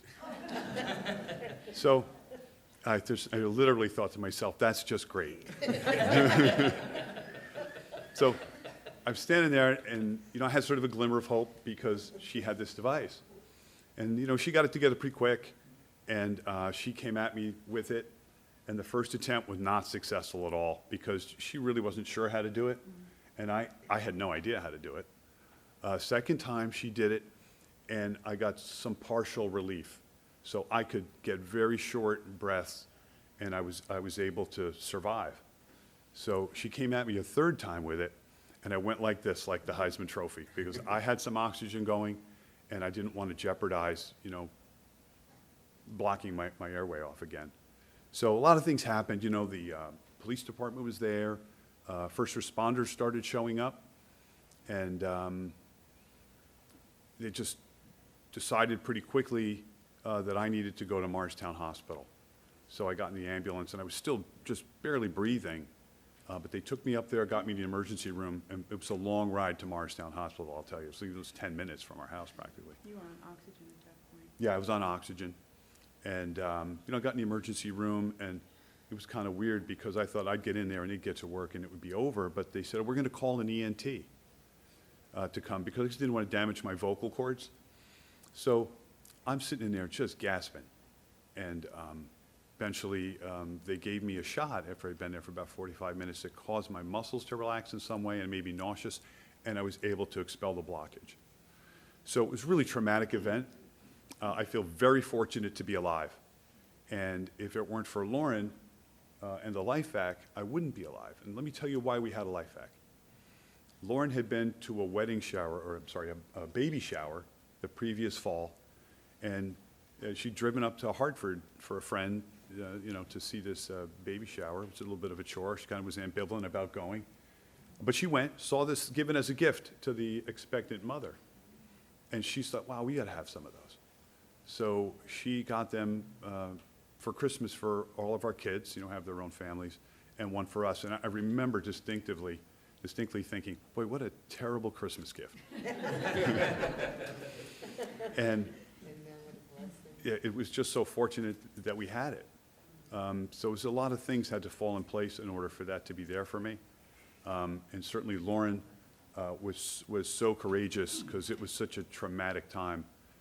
If she hadn't had the calm to go ahead and find this thing, knew where it was in the house, get it, put it together under all that stress and use it on me, I wouldn't be here. So we're here to tell the story because I want everybody to consider buying a life vac. Congratulations, thank you. Advocating hard for these. Yeah, and when you get it, go to lifevac.net. There are a lot of knockoffs online, on Amazon and things like that. You can get a life vac, but go to lifevac.net and order them for your family. And when it arrives, please do me a favor and open the package. Very short instructions. Yeah, read the short instructions and store it in your kitchen, where you're more likely to be A here. cabinet where you're going to see it all the time and you won't forget that you have This is the device. It's very easy to use.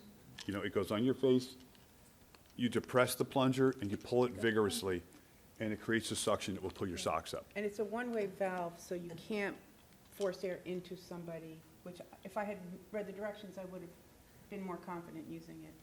But anyway, yeah, we're trying to get the story out to as many people as we can, and we really appreciate you allowing us to do it here, Chief. Thank you. So I'm not allowed to endorse products, Yeah. but But we I can tell you that the department recently purchased 6, and we're going to get 6 more because we want to put them in every single one of our patrol cars.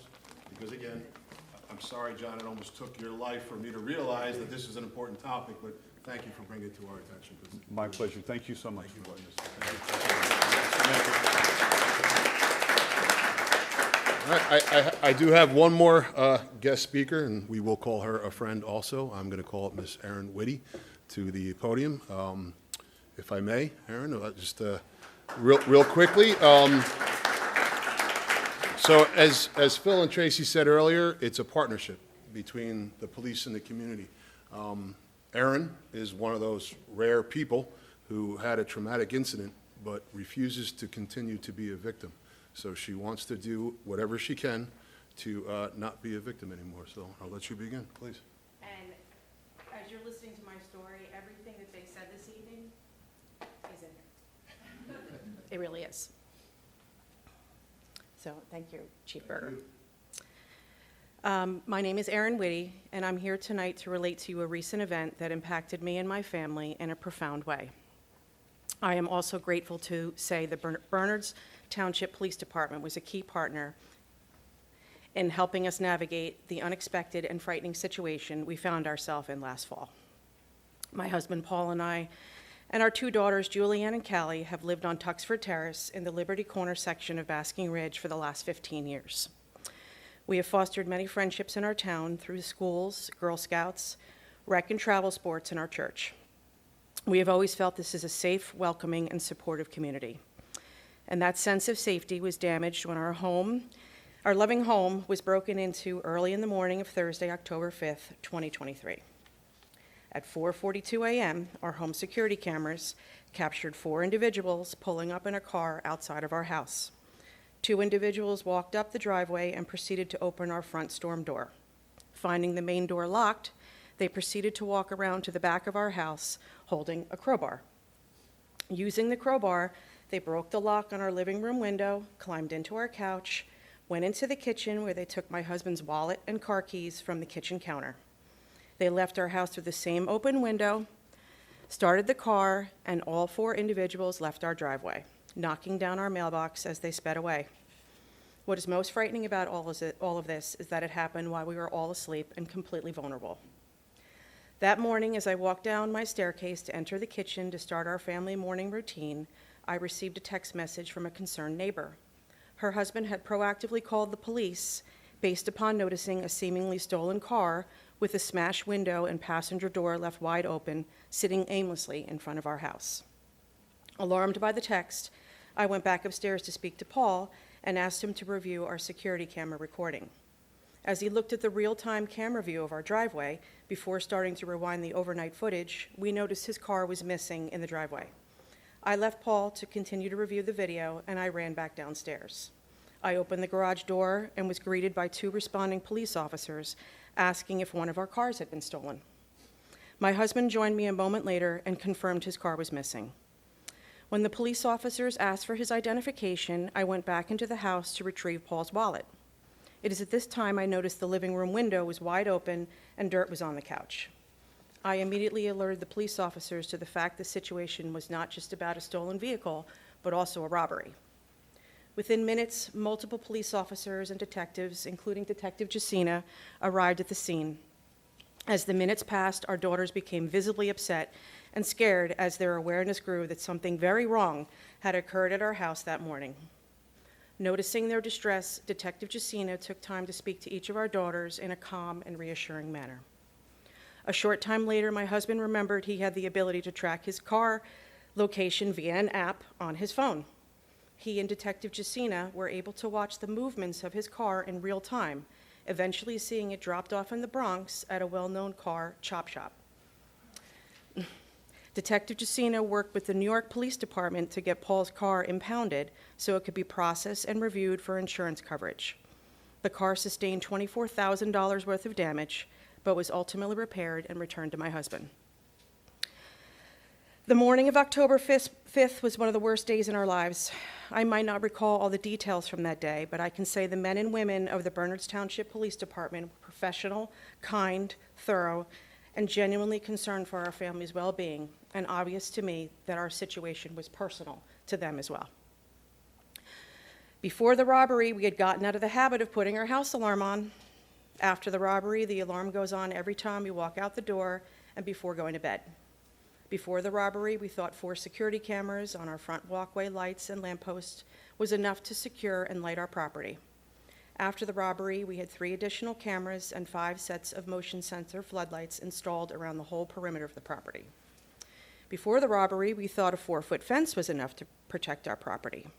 After the robbery, we switched the front fences to 6-foot pieces that also include locked entry points, which are always locked now. Before the robbery, we locked our cars and went into the house. After the robbery, we put the club locks on the tires and steering wheels of our cars. Before the robbery, we never thought to lock the automatic garage doors. After the robbery, the garage doors are locked every night, and my purse and our car keys and other personal belongings come upstairs to our bedrooms. Before the robbery, our girls did not have locks on their bedroom doors. After the robbery, all of our door locks were changed, and additional security alarms were installed on all of the windows. Before the robbery, I would leave the shades up on our picture window at night so I could enjoy the landscape lighting. After the robbery, all the shades in the front and the back of the house go down as soon as it turns dusk. After the robbery, I was angry and upset. I went over all the what-if scenarios of what we could have done that night, like put the alarm on, to what if one of my daughters woke up and went downstairs while these strangers were in our house. These scenarios monopolized my thoughts for weeks, ultimately spurring what made me set up time to have coffee with Chief Berger and Detective Jacina. During our meeting, I asked them the same question that my neighbors and friends asked me after our terrifying experience. What can I do to help? I wanted to think about what we could do to move forward and to help protect not only ourselves, but our law enforcement department. After some reflection, Chief Berger shared the police department's goal for procuring some key equipment to protect the community, such as license plate readers that would alert the police about any stolen vehicles entering the area. He talked about additional training programs for the officers, not too much training, public-facing programs to help educate our community about best practices to help keep everyone safe. Residents and friends, I'm here to speak to you about a new nonprofit fund to be created on behalf of the Bernards Township Police Department, to be called Bernards Township Law Enforcement Fund, or BTLEF. It is a corporation that will be organized exclusively for charitable purposes to aid the Bernards Township Police Department in providing supplemental programs and initiatives not fully funded by Bernards Township, which are recommended or approved by the police department head. These programs and initiatives would include the following: provide police department personnel with supplemental opportunities and resources to enhance their personal and professional development through increased access to programs, training, education, courses, seminars, lectures, and forums. Provide supplemental resources for the development of new or enhancement of existing programs that facilitate communications, community relations, outreach, and cooperation between the police department, residences, and businesses in the borough. Sponsor and/or provide funding for programs, training, and equipment that enhance the safety of employees of the police department and/or promote higher-level safety measures and practices in the police department. As part of setting up this fund, the Bernards Township Law Enforcement Foundation Committee will be formed. If you're interested in being part of the committee, please click on the QR code. I think you have to hit an arrow button. Yeah. I'll probably hit the wrong one. There we go. The QR code, or fill out a paper form we have this evening before leaving the meeting. If you have any questions, please kindly contact btlef24@gmail.com. By filling this form out, you are only indicating your interest in learning more, and you are under no obligation to join the committee. I sincerely thank the Bernards Township Police Department for their presentation and for letting me address you all this evening. Thank you.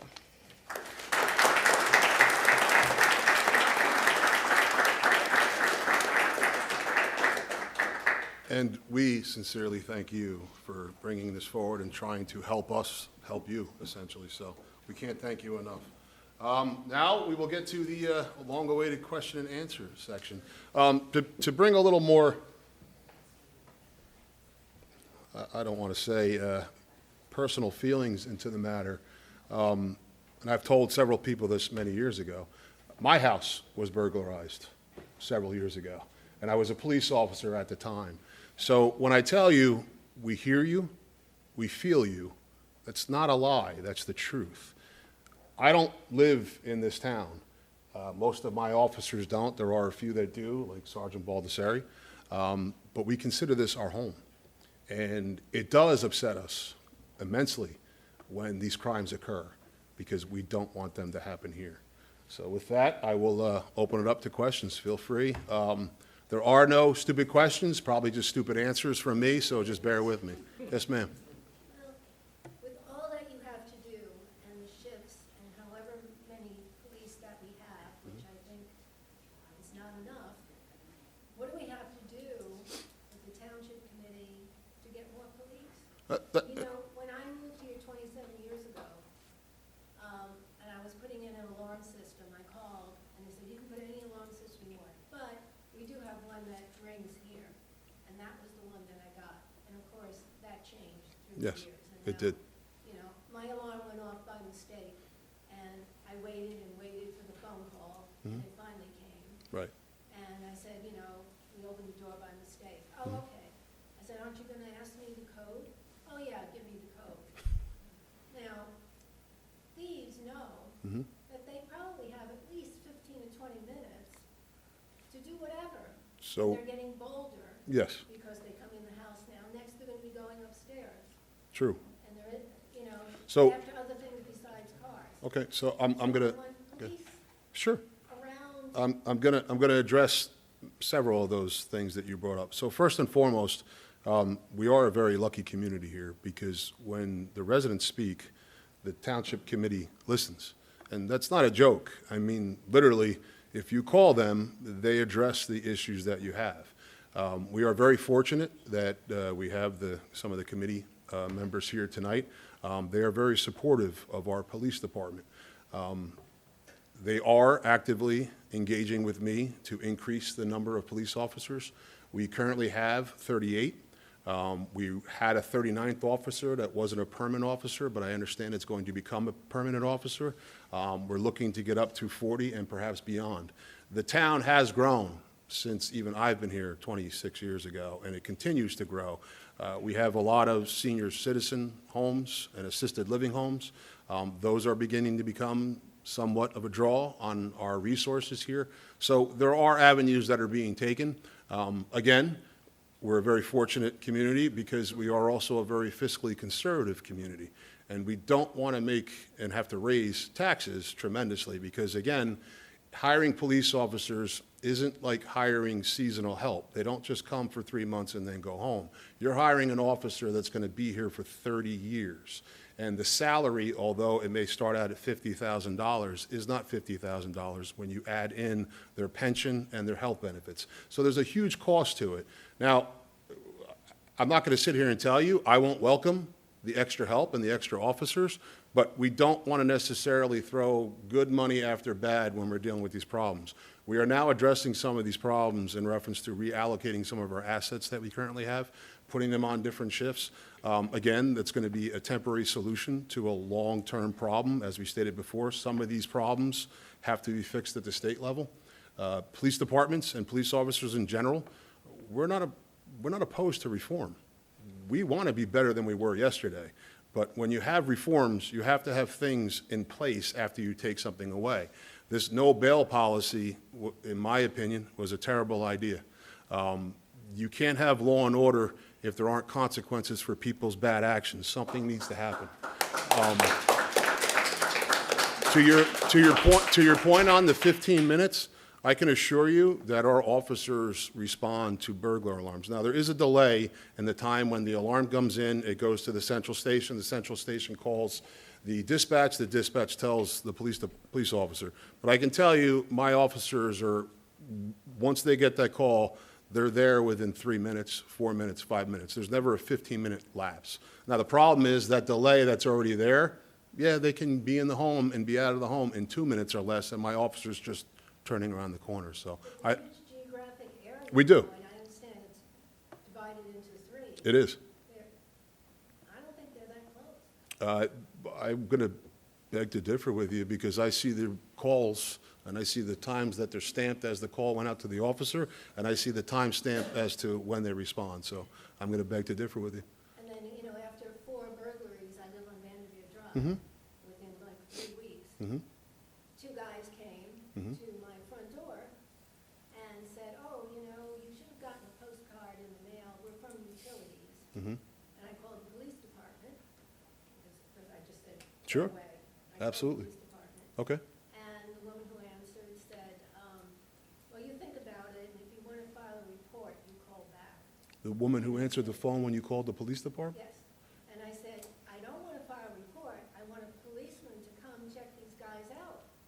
And I saw them go all the way along Vanderveer. I lost track of them, and I don't know if anybody ever came. So I'll have to, we have a county dispatch, that's not Bernards Township dispatch. As you indicated before, we used to have our own dispatch where you would call and you would get an officer inside Bernards Township Police Department.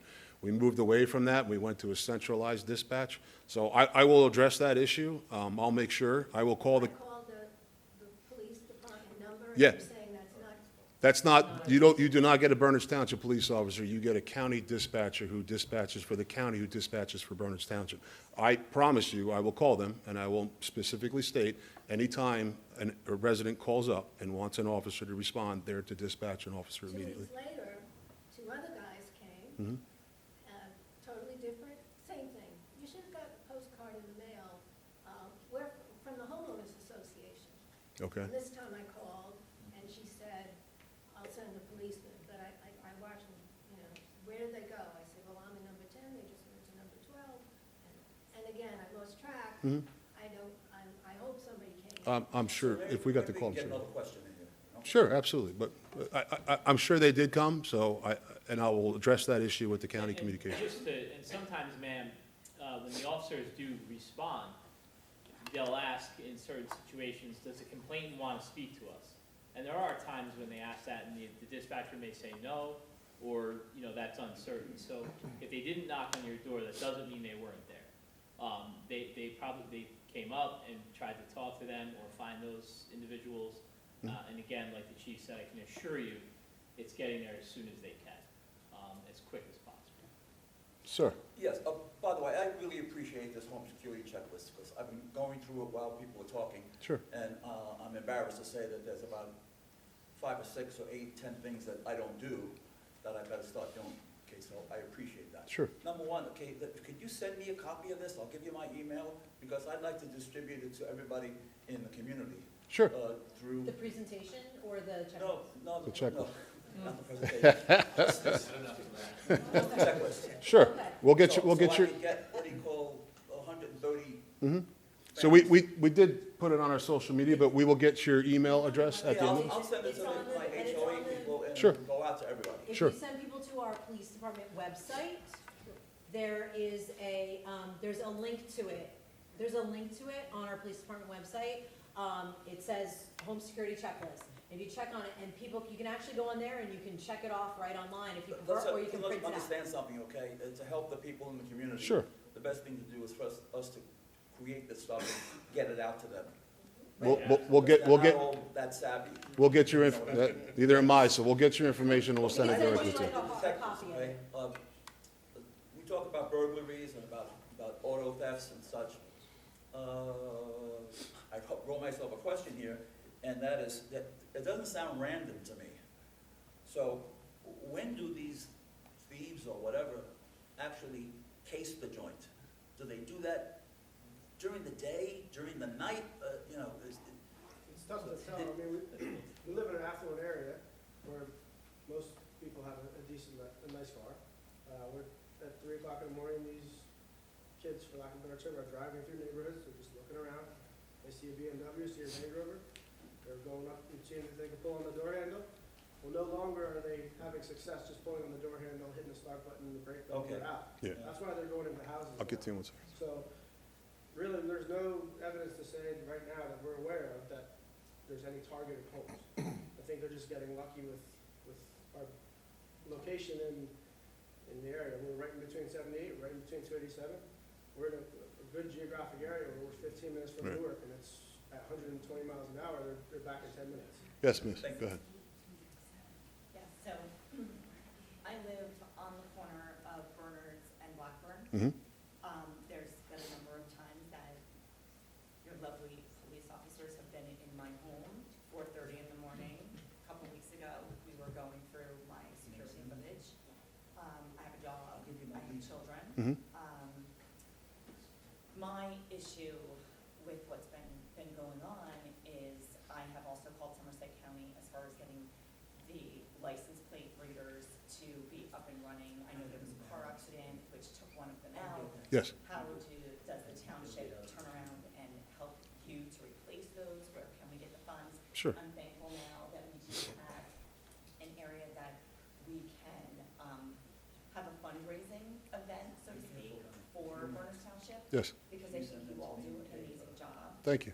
The area that I really struggle with is the same weekend that my neighbor was attempted with the break-in, which was across our street. It was not their first time Mhm. having this incident. My husband has personally read license plates years ago, when people were jumping into cars and running and trying to get, whether it be, radar detectors or whatever it was. Right. And he left at 4:30 in the morning, he saw a group of kids, and that person was eventually charged. Mhm. My issue is we talk about our legislation and how to help you, and you could have 900 of you, Mhm. but if you catch that same person and every single day they are not charged and they're turned around, and these people are recruiting, I mean, they are getting, just so you guys know, they are getting between $8,000 and $13,000 for every single car that they steal. That is cash. Mhm. That's pretty damn motivating, because I can tell you what my children make when they go lifeguarding. It's not that. So to your point, The legislation piece. Yes. I feel like, even with John Brynick, when he Yes. spoke and he listened to us, we were supposed to get information where we could write to our state and say, hey, we have had enough. Mhm. We live in the highest state as far as insurance goes, and our insurance is going up because these criminals are getting away Yes. with stealing potentially $300,000 worth of cars in one evening. Right. And I don't care that they're underage. I agree with you. Then they should We- either be we recently had a family whose cars were stolen and their insurance company dropped them, and it was no fault of theirs. So it's, agreed. So I don't know, Mayor, if you want to step in here. So the state legislature is where a lot of these issues have to change. Yes, because they're put away. Yes. For no time at all. Yes. And they are recruiting. Right. On top of Blackburn, that same person got hit 5 times. Yes. 5 times. I know. Like, we are not living in an area where we aren't paying high taxes. Agreed. So if we can't help you Mm-hmm. try and get some of these people off the street, or I hate to tell you this, guys, but I know you know that people are going in and they are now getting licenses for their own personal weapons. Mm-hmm. So now you're putting the civilians who aren't trained in a position where they're now breaking into my home. You're right. I have children. Well, let me tell you, I am threatened. Mhm. And that's unfortunate. I completely agree. It's also a lesson. God forbid one of these innocent, they're not innocent, but they're still juveniles, Mm-hmm. is now taken down by somebody who is in complete fear. Mm-hmm. How are you left now, state of New Jersey? I can't disagree with any of the statements that you're making.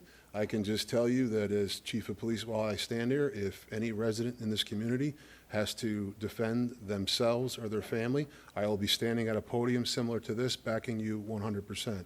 It's a shame, and I hope it never has to happen, that a resident has to protect themselves, because that's what we're here for. But I will back you, and I hope the same voices that we're hearing tonight, if my officers ever have to use deadly force on somebody, if they have to, which will obviously be their last resort, the same community that we are here supporting will come out and support my officers, because they don't want to have to do that unless it's a last resort. So I completely understand. The question that you're asking me is, how do you do this, and how do you talk to the state legislature? I honestly don't have the answer. I don't know if the mayor does, but it's going to take, there are a very small number of voices, in my opinion, that brought about this change, that we have no bail, et cetera, and we have basically catch and release. Those same voices, although maybe a minority, I think the majority of the voices, if they begin to speak up, may be able to make the change to something better. Well, other townships are doing the same thing. Agreed. Same weekend. Yes. Friends of ours in Chatham got hit up twice. Mhm. Same night, Oh. both cars gone. Yeah, again, as Sergeant But Baldessari. they came into their home. Yes. As Sergeant Baldessari and Detective Justina said, we live in a very safe community now. Just hear me out, because statistically, there's a lot of other jurisdictions that are very similar to the makeup of ours that are having a much, much harder time combating this. So, yeah, sure. So I'm very disappointed to hear what you faced, and I have the same visceral reaction, as do all of these officers. And I do want to just acknowledge, we are blessed for these individuals. What they do, they go above and beyond. I can't,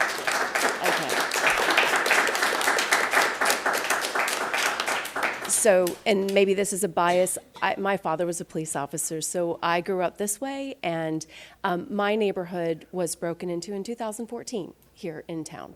And so when all this started happening, and I was appointed mayor, I just went straight into this. I can tell you that these types of sessions where people can try to do what they can to protect themselves, that's one area.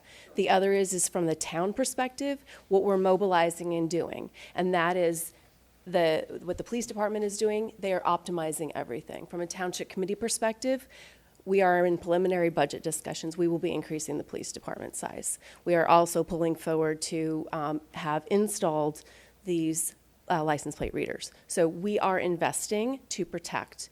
There also will be likely in the near future a new ordinance specifically for this, for our town. That's coming very soon. We are also working with Matsakudis, Munoz, Bramnick on some of the state stuff. The other thing that I'll say is that today is actually, and this is yours as well, this is my third presentation today. I started at 3 o'clock with Congressman Kane. 4 o'clock, I was with Somerset Hills mayors. What I'm going to tell you is that being a one lone mayor is not enough. So we have 6 towns with the Somerset Hill mayors. We are all together, all united. So these are all of our surrounding areas. The other thing is I'm working with a conference of mayors. So I'm getting as many mayors as I can to raise the mayors' voices for all these municipalities, because at the end of the day, personal safety should not be political. And so what I said earlier today on Kane's call is that while our town perhaps is perceived as affluent, most people I know have worked really hard to get here. And they worked hard for their things, and they deserve to be able to live in the sanctity of their home without fear of anyone coming inside of it and taking their things. And I will do everything in my power. You have this amazing police department, right? We will work as hard as we can. And so if you can please stay attuned to what we're communicating in Township Committee and all of our communication channels, we will alert you to actions that you can take, people you can send letters to. Just so everybody is crystal clear, our legislative folks, our Assemblywomen, Munoz and Matsoukas, and Senator Bramnick, they are on our side. They have put in legislation. They are on our side. All the others are the ones that it's your friends and neighbors in other municipalities that we need to get them. So when we have that clear message plan of who and what, we'll communicate that. But I'm just letting you know, I'm going to create a whole consortium of mayors to get this to the state level. It's the governor, it's all of this, but That's where I feel like there's, like, the power is in the people as far as flooding his, you know, whatever he needs to have flooded, because what is going on is not okay. Agreed.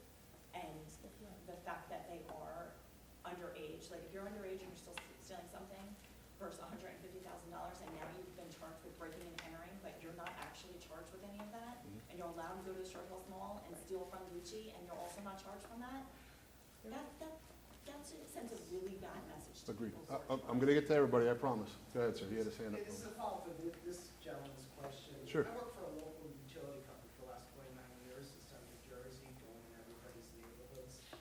In the past 10 years, I noticed an increase of traffic in the neighborhoods. But years ago, it used to be just us, the local utilities, or the UPS guy, the same UPS guy. Now we're seeing Uber, Amazon, all these different trucks coming into our neighborhoods and just, You're right, and you're, I don't know if there's a correlation, not if you're checking out the neighborhoods and say, hey. yeah, we don't have any intelligence from any law enforcement agencies that indicates that, what you're saying, but you're 100% correct, because we have gotten calls from people who are home, whose Ring cameras went off at 3:30 in the morning, and it's the Amazon delivery man dropping off a package that they had ordered last night or something, and they're calling us because they think their home is being burglarized. So and a lot of times now they subcontract Amazon, and people are driving their personal cars and they're jumping out with what looks like an Amazon vest, so. We're getting these people coming into our neighborhoods that were never there before. Agreed, right. Again, I agree with you, but we don't have any intelligence that indicates that those are the individuals. If Yes, sir. something's weird, call us. Yes. Like the chief said earlier. Definitely. Go ahead, sir. Thanks for the very good session. Thank you. I think, you really emphasize what we can do as individuals to create deterrence, and deterrence means to move on to the next form. What can we do to make deterrence at a community level? So certainly more officers is one thing, but Sure. I don't think it's very affordable or it's even scalable. It's a very What else good, can we do at a community level? it's a very valid question. Change the rules at a And I'm community gonna, level. I'm gonna answer it very simply, and I'm gonna tell you from when I was a detective, and as the other detectives indicated, when a crime occurs, we go out and we basically canvass the neighborhood.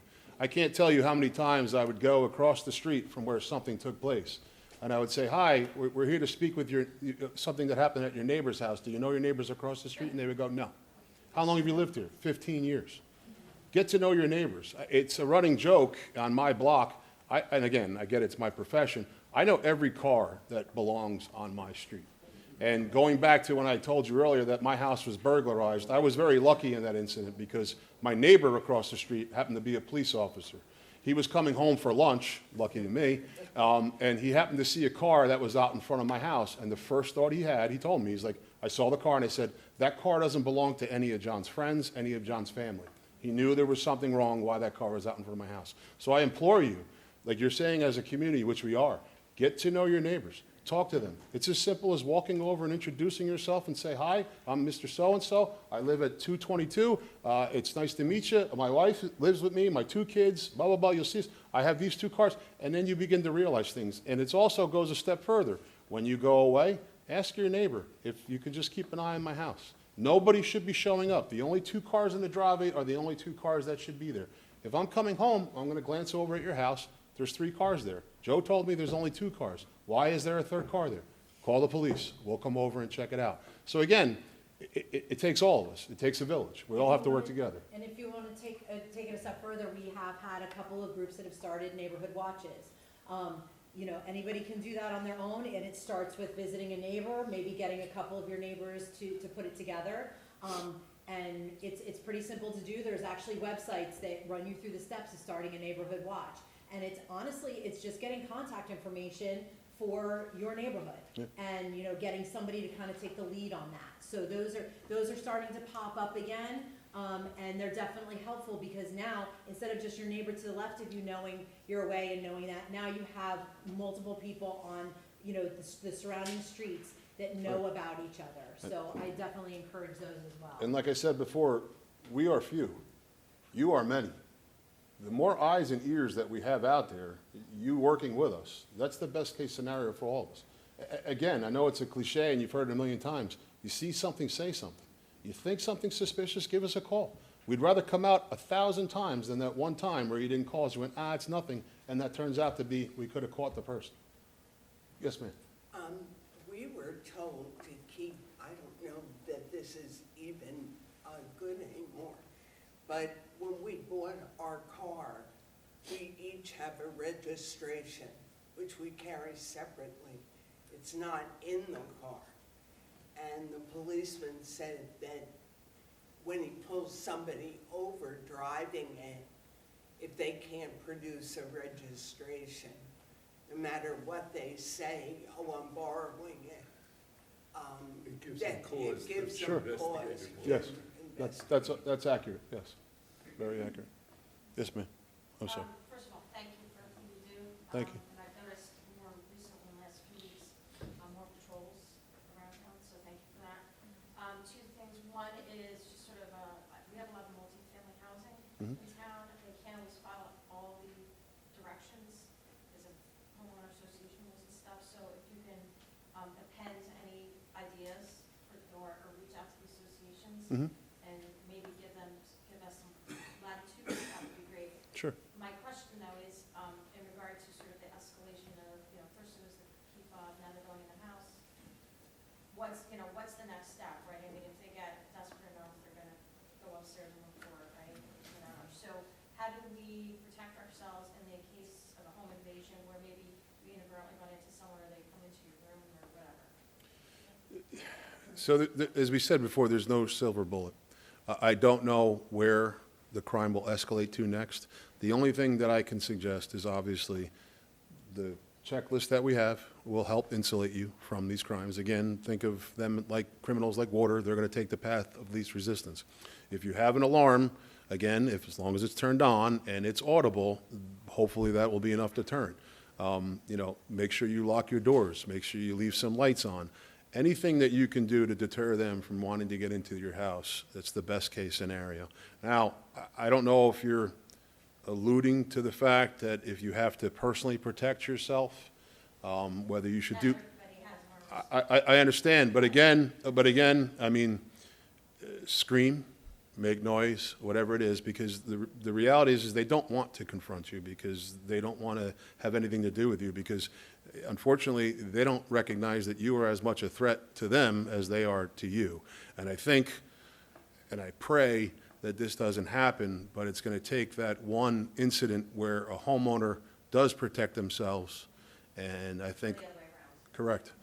I mean, to be honest, you know, the last time I saw the state move on the motor vehicle thefts that were occurring throughout the state was when that poor individual lost his life in the Short Hills Mall when he was there with his wife.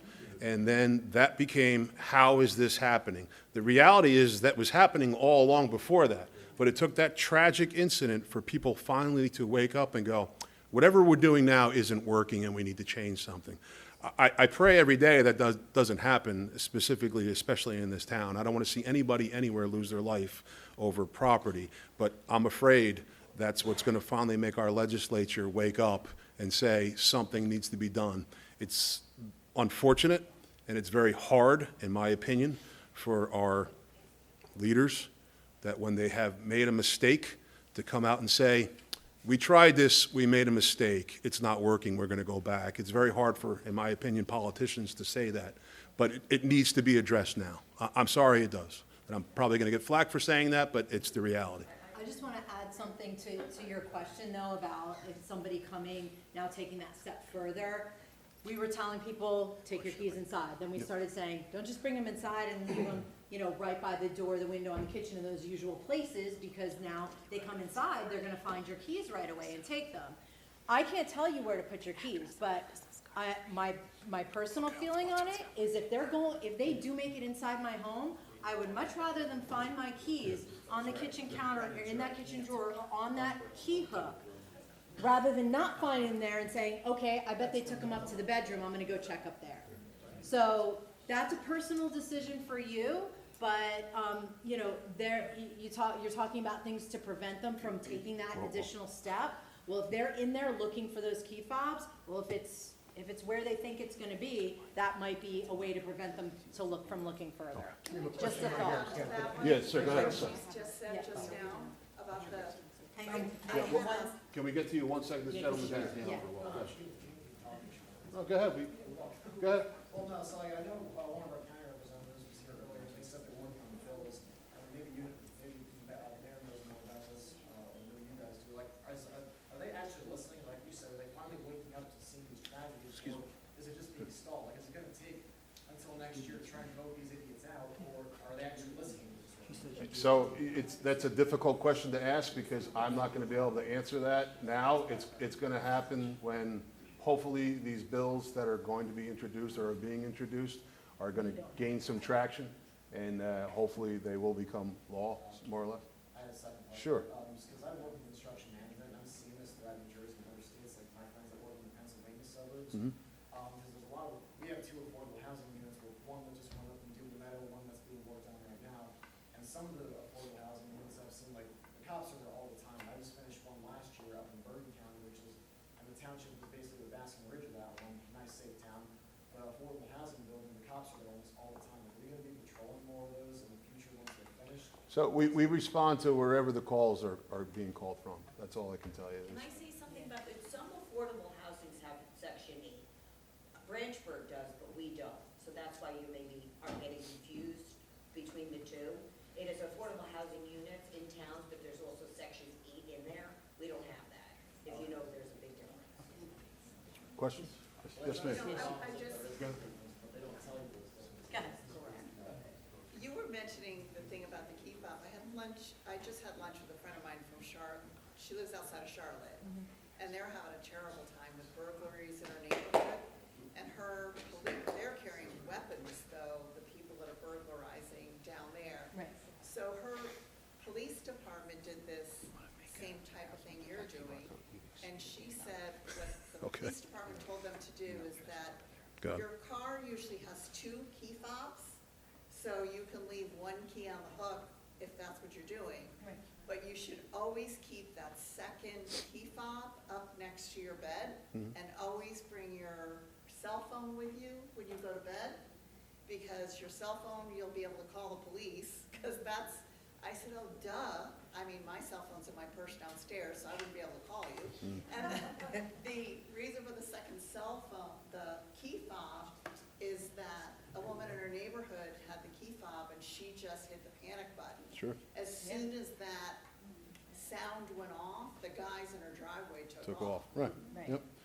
So I have to, As a deterrent. a Yeah, that's real, good point. I'm sorry, a real quick announcement, and I have to apologize, but it's actually a good thing. Our QR code isn't currently working, but why it's not working is because apparently you are all very interested in it, and we've exceeded the number that are trying to access the QR code. So what we're going to do is we're going to write them on business cards over here, so please, if you're interested, since you can't access the QR code now, the QR code will be over there. The address will be on that if you're interested in the law enforcement phone. So, thank you. Yes, sir. 2 things.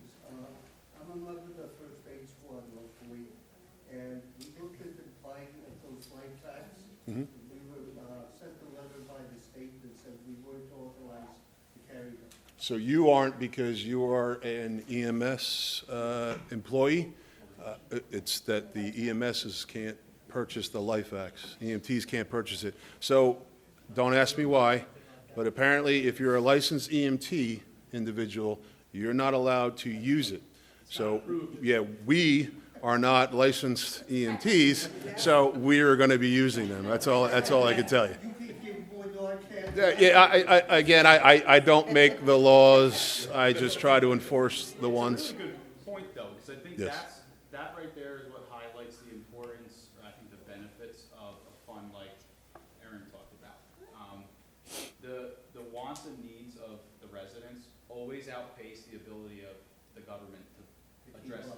Yes. So like, yeah, it makes no sense that you who know more than us about overdoses, opioids, Narcan, Heimlich, why you should have to crush somebody's ribs to force it out with a Heimlich, and why we can use a life pack. Makes zero sense. Yes. Welcome to government sometimes. A couple of Lucas automatic CPR machines. Yes. I was wondering if you've gotten a chance to use it and what the outcome was. I'm going to be honest with you. We've been a little preoccupied with other things currently to be able to get the training set up for that. So we're still in the process of trying to get that done. So we do appreciate the donation. We just haven't been able to get it up and running yet because we've been dealing with a whole slew of other issues. And not that that issue isn't important, we just haven't been able to put the brakes on a little bit with everything else to try to address that issue. Well, it's just the truth answer, that's all it is. Yes, ma'am?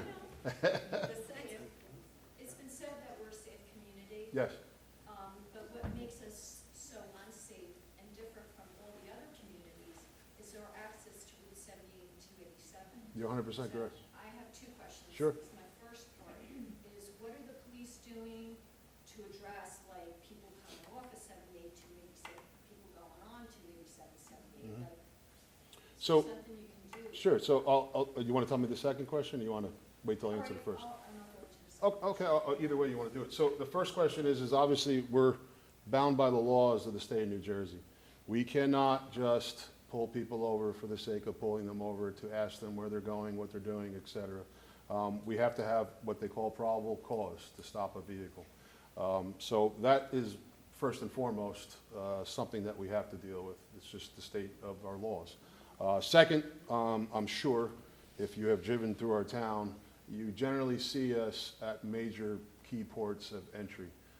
We have officers the majority of the times when we were having issues with drug use at our gas stations. You would see our officers at our gas station an awful lot. So now, obviously, we're reallocated some assets. We're trying to deploy our officers to those major key intersections. But the reality is that we can't be there all the time. Because what happens is calls come in for service, somebody's having a heart attack, there's a burglar alarm, our officers now have to leave those key points to go and deal with other issues. So that's the issue that we're dealing with now. We're hoping, as the mayor said and Committeewoman Fields on our police subcommittee, we're getting those license plate reader cameras. We're hoping those will help us. But again, that's not going to be the silver bullet to the crime problem. That there's areas that they can do to defeat that as well, but it's just another tool that we're looking as a resource to be able to use to help us with the problem we're currently facing. Crime isn't ever going to go away. The problem that we're seeing now is that crime, in my opinion, is on a rise because there's no repercussions for people's bad actions. And until that changes, we're not going to be able to fight this fight as aggressively as we want to.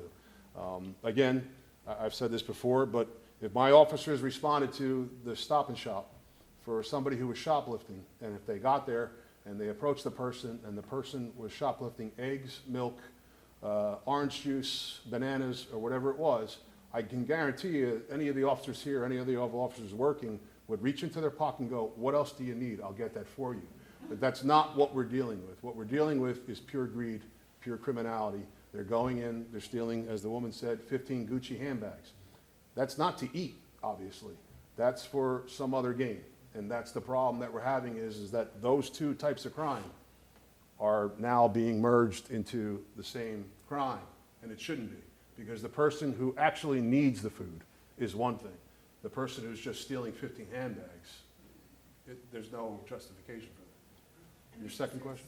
Such a monetary incentive, at some point, let's, call a spade here, it is gonna escalate in a death. It is. I can't disagree with you. I mean, because again, as you saw, I mean, one of our big campaigns here and throughout the state was take your key fobs in from your car. And then what did the criminals do?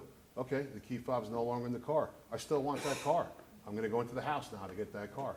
And somebody else said, put the key fob upstairs now. Okay, I can't guarantee you they're not gonna get more brazen and decide to go upstairs where you're sleeping.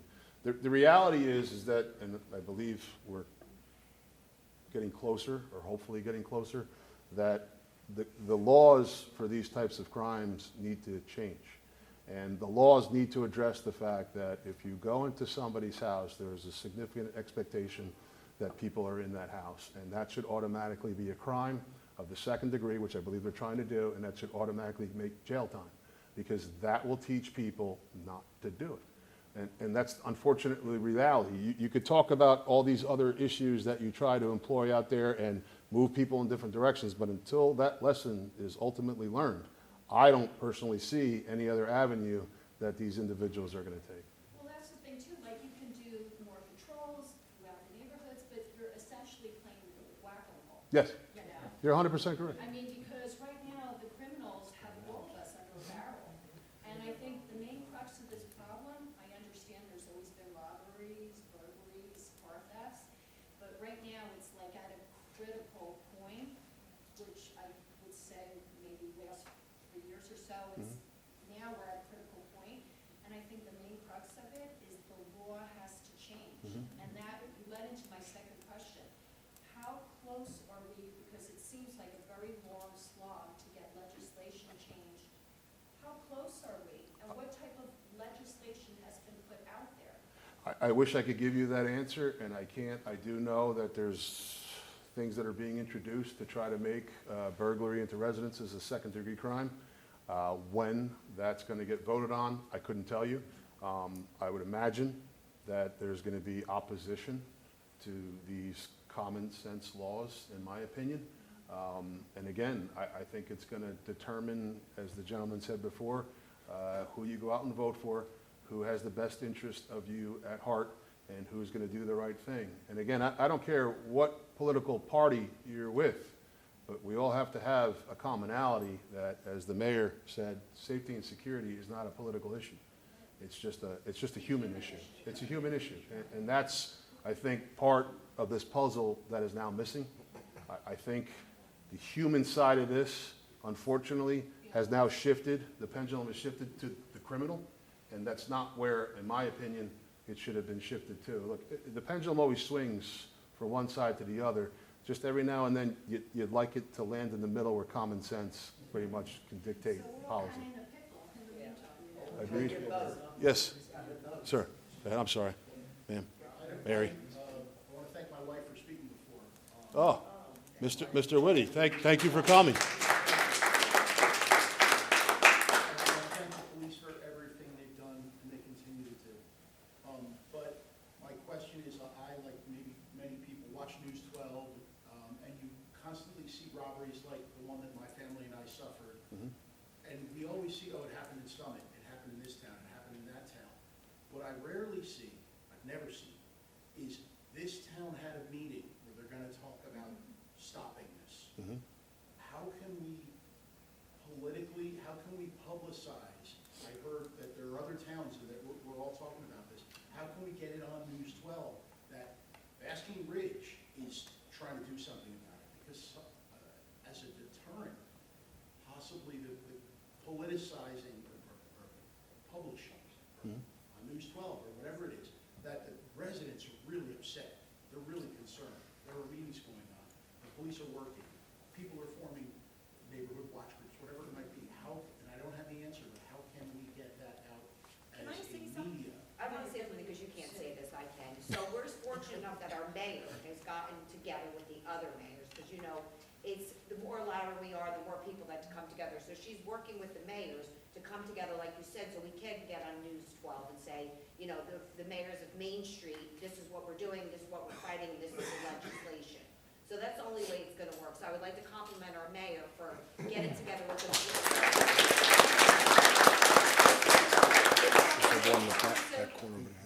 Somerset Hills mayors, which is this area, there's a bunch of them, that she's gotten together with them and had several meetings, and they're gonna do something about it and show a force. So thank you, Mayor, for doing that. And any ideas, on the back, the BTLEF, that's where, this is my card. So any ideas that you have, I'm all in. So on a positive note, we saw this morning, when Phil and I were talking, what township did a meeting that News 12 covered today? Wall Township. Wall Township and News 12 covered that. Yeah. So, you know, maybe that's leading You guys to could something. watch them on television. Maybe that's leading to something positive, right? that I'm we can- going to be honest with you, it's getting close to my witching hour. I'm usually asleep by now, so I don't want to do it too late if they do come, so I'll just let you know. His eye mask up. Mary, go ahead. So I've been hearing a bunch of people interested in contacting legislators, and I have found in my personal experience, you can write a letter, they'll send you a letter back, thank you so much for contacting me. You can send an email, there'll be a form letter email that comes back. The most powerful and effective method of contacting legislators, if your schedule allows, is to conduct a one-on-one in-person meeting. It's really hard for them to ignore you when you're right in front of their face. They need to hear your personal stories. They don't need to hear just a general, oh, you know, we need to fix crime. They want to hear your story about what happened at 4:42 in the morning. Make appointments and sit down in their office and talk to them face to face, and that's how you get through to legislators. I want to Good say point. that that's normal, I'm the deputy mayor, by the way, and I'm on the subcommittee. That's normally true, but it's not true here, because the mayor will tell you, each of our legislators will call you back if you call them. They have, Bramnick, our senator, already did a safety meeting. Massachusetts Assemblywoman was here tonight to address any issues and tell you what she's doing. So that normally is true, but it's not for our district reps. If you actually call their office and ask them to call you and you'd like to speak with them, they will return your call. Then go ahead and do that, I yeah. guarantee you. Yeah. And if they don't, you can call me and they will call you, but they do call everyone. How many people saw the Shawshank Redemption?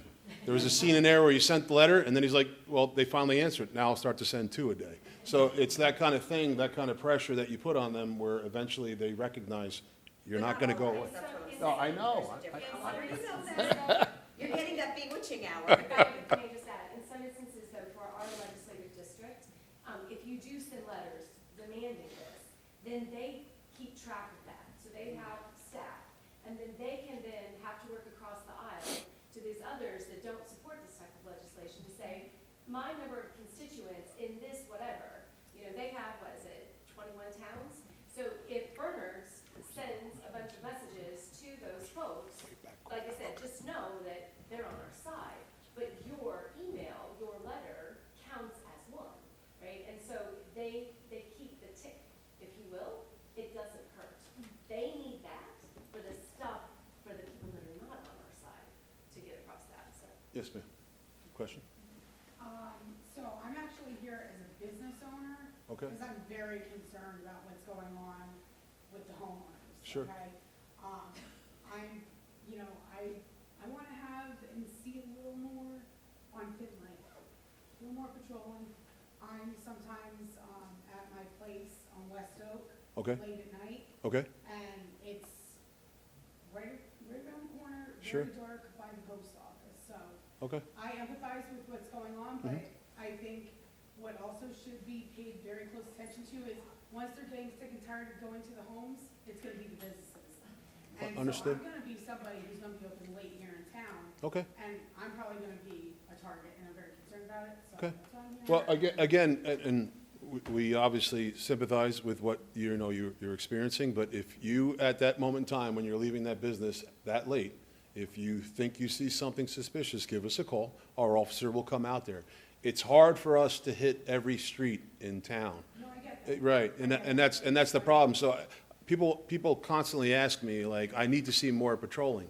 Well, the reality is that we can't do more patrolling than we already are. If you saw the slide before, there's 468 streets in town. My officer could be on Street F, and they just pulled onto Street A. So we try to do the best that we can to try to show our force, so to speak, by being out there in the. I'm just saying, like, I get it. What's gonna happen is, no one gets sick and Sure. I mean, that's- Well, I hope that doesn't happen. I Go ahead.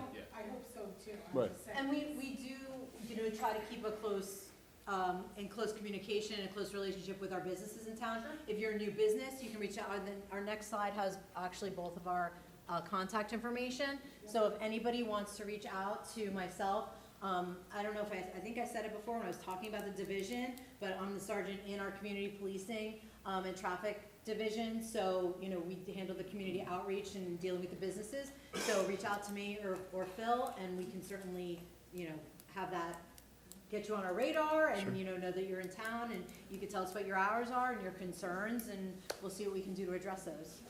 You bring up a really good point, though, that we see as a common theme when we're doing these security assessments, and that's when it comes to residents, there's zero consensus. So if we have 38,000 residents, there are going to be 38,000 different lists of priorities for the local police to achieve. So right now, the flavor is residential occupied burglaries for the proceed of a stolen vehicle.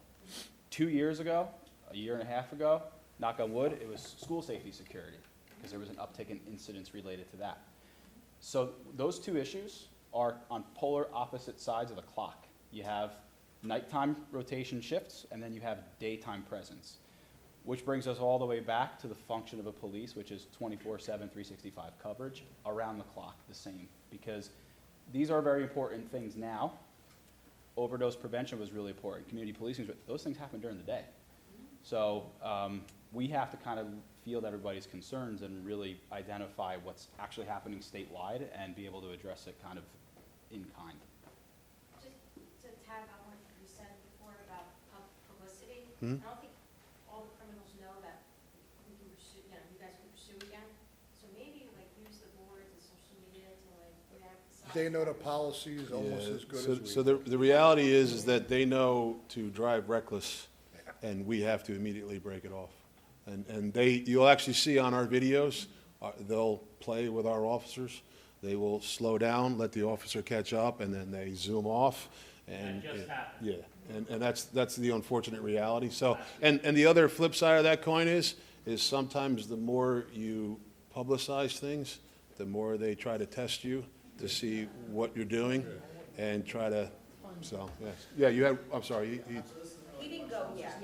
I'm sorry. He Okay. already answered the question. Okay, go ahead. Sure. Questions. I think it's discrimination, right? If they drive recklessly, go above 110, 120 miles per hour, Yes. they are free to go. If I drive 95 to the highway, I will be pulled over, I'll get a ticket, and my driver license will be revoked. I think it's discrimination. So you're saying you think it's Can we discrimination? change So the laws so they I- can always have- I agree, I understand what you're saying, and I agree with what you're saying, but it's because you're a law-abiding citizen, and when you see the police officer pulling you over, you're gonna stop. They're criminals. They know if they don't stop, we have to break it off, yes. Right, but Yeah. I'm against the benefits of the criminals. I agree with you, right, So- yeah. Oh, we're with you too, listen. So there was a time in law enforcement, and I say this sincerely, where we would chase the car until their tires fell off, because we wouldn't stop until we caught the bad guy. That's how law enforcement used to be. And over the course of time, that has shifted to where now the liability that used to be on the bad person, the criminal that was fleeing from the police officer, the liability of a chase, if it goes terribly wrong now, is now falling on the police officer, and my officers can wind up going to jail for something that they're not following the policy from the Attorney General guidelines. So I completely understand what you're saying. Is it discrimination? Yeah, it's almost like reverse discrimination, where the good people are getting discriminated against because they're willing to stop for the police. I understand. Is it something close to changing, is it on the list? Yes, that has to change up at the state level, from the Attorney General's office, from the governor's office, from whoever, that unfortunately, the liability that they shifted from the criminals, the bad guys, they shifted that liability to the good guys. Because, why? Because when something goes terribly wrong, it's not the criminal. Unfortunately, you see a picture from their communion when they were 5 years old, and that's not the same gentleman that was committing the crime 20-something years later. It's just, that's not who it is. So that's the reality. Yes? Yeah, so I was unfortunately in the incidents that happened as well. Sure. Recently, so it's. I'm sorry? Well, I was the neighbor. Mhm.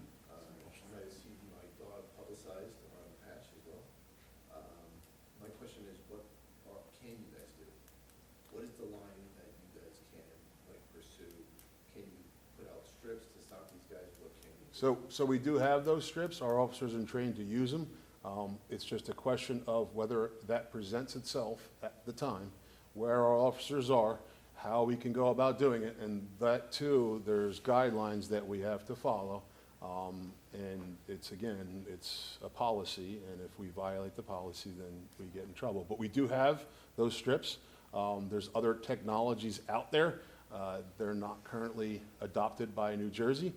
There was one I saw where it literally shoots like a web at the tire, it ties up the tire, and the car stops. But we haven't gotten any clarification as to whether we could deploy those things or not, because, again, the liability on those issues fall back on the police department, and then that's what winds up, turns into your lawsuits against your town, which then costs the town millions of dollars for the police officers just trying to do the right thing and stop the crime.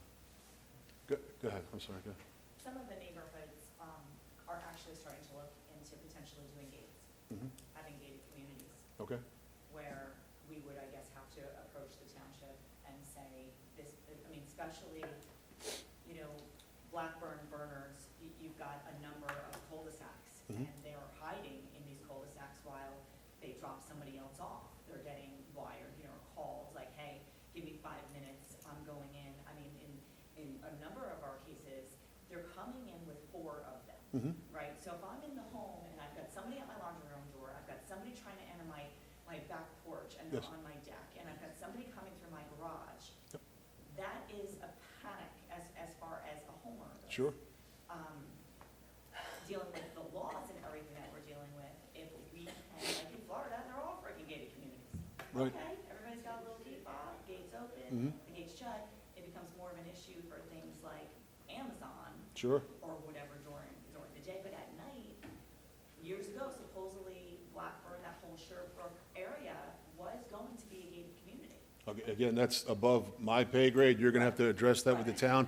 Homeowners association laws and things of that nature are different than the laws that I have to advise. Just, Yes. sorry, I was just gonna say, just keep in mind with those types of things too, is that it might, you know, it might cause a lot of, you know, headaches for the homeowners and like you said, for deliveries, but also too, if they're coming in to steal a car, they can drop people off at the edge of something, they can still get into that neighborhood on foot. Just, I'm not saying it's a bad idea, I'm just saying it's not that silver bullet, right? Yeah. Because now they take the car, and what are they gonna do? They're gonna just drive it through the gate. Yeah, we used to have those gates at the Garden State Parkway, and we had chases back then when they had the gates come down, and they just plowed And right the through. last But thing you want to do is slow us down. from getting in, right, that's true. Well, I mean. Yeah, right, for Yeah. other calls, You don't right. want to slow us down. Absolutely, I mean, yeah. I'll drive through the gate if I have to. Yeah. Yes, ma'am. State legislative representative, I understand that there are different point of view. Some are more supportive of more strict punishment, and some are like, is it possible to know who are against this strict law punishment? If we saying our mayor is supportive of that, Mhm. and we keep pulling, say, hey, Jay, can you do this, can you do that, do what? And if you are the, I'm just giving you wrong example. Sure. You are the one who against it. Mhm. Then we are calling all our requests to her, and we probably the wrong person, we should know So- who is against it. Well, I don't know how to answer who's against or who's for. I guess you're going to have to look at when it goes before a vote and see who voted against or who didn't. I can tell you that everybody in this community is, that I know, is mostly for it. So I don't think you have any opposition from anybody here. Yeah, you're gonna have to determine that for yourself. I don't know. Again, I don't think it's a party issue. I think it's just a personal issue. I think it has to come from a human perspective. Yes? This isn't really a question, but Okay. I actually work at the Somerset's Exxon on the other side of town. And from a small business standpoint and for how you're saying the patrolling, I've been working there for the last 10 years, part-time on the weekends for extra money. At least every 30 minutes minimum, there's an officer always circling my area. Yeah. Going back, and also, there's been several incidents where people drove off without paying for gas. That happened to me many times. One worse one last summer, I almost got crushed. Like, I literally had to jump and land on my back, otherwise I would have gotten crushed. Yeah. And within 5 minutes, when you guys were there, I mean, sometimes it's Yeah. important township, but Right. these guys do a great job. Thank you. I'm gonna, we'll do one last one, and this will be the last question. Yeah, it's not a question. Okay. I just want you guys to know, I want to share a situation where you guys helped and didn't know you helped. Okay. And my girlfriend and I, this happened many years ago, we had dinner down in South Jersey, and she had a beautiful white Cadillac.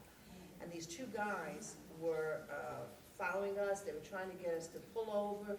We don't know what they were up to. Sure. We didn't know if they wanted to harm us or if they wanted the car. And when we got off the exit, we didn't want to go home. We didn't want them to know where we lived. So we drove right here to the police station. As soon as they saw the police, They took off. they took off. Absolutely. Smart. Yeah, smart. Smart on you. Know you helped. So I thank you all. You promise this is the last question? All right. Because I turn into a pumpkin at 9:31, so you gotta go. Go ahead. So, like in the past, home robbery, the way we think of it is single individual. Yes. Yes. Right. Well, now it's since morphed. You 100%. to 4 or 5. Yes. Strapping young men. Yes. Disguised in your house. Right. So it seems to me like we need to really rethink the whole process. So since seconds count, wouldn't it make sense to kind of eliminate a central dispatcher and so that we have direct access to the police department because seconds count? So- We can't have with that woman just running there like. I understand, but I understand, but I think at the time that it was viewed for the regionalization was that was going to help, and I can honestly tell you, it did help in the sense of you already pay enormous taxes, and that was a savings of a considerable amount in your taxes, because you have to understand, it's not just the dispatch, it's not a telephone line. There's 24/7, multiple people have to cover that position. There's equipment. The equipment for communications costs you in the hundreds, if not close to millions of dollars to keep up with the current. It's like technology of any sort. We all have computers at home. After 2 years, your computer is pretty much obsolete and you need to get the newest model. So I think at the time, your committee was trying to do the right thing by the residents at that time. But like we're losing minutes, precious minutes. I understand. I guess that's my concern. I understand again. If I can interject. Sure. Even with a central dispatch, the call gets relayed to the officers as fast as when we had our own dispatchers. The specific situation that she explained before was, they asked different questions, like, do you want to file a report, unbeknownst that the caller wanted somebody to respond. But the thing is, when it comes to response time and the call being given to the officer, that has not changed. Like a 911. And 911. Oh, That has 911, not yeah, changed at all. 911, yeah, that's the same. Yeah. Yeah. That's instantaneous, yes. If it comes in 911, it's Yeah. a different story. All right. Yes. Well, I'm going to thank you all for coming. I really appreciate it. Thank you to our mayor. Thank you to our deputy mayor.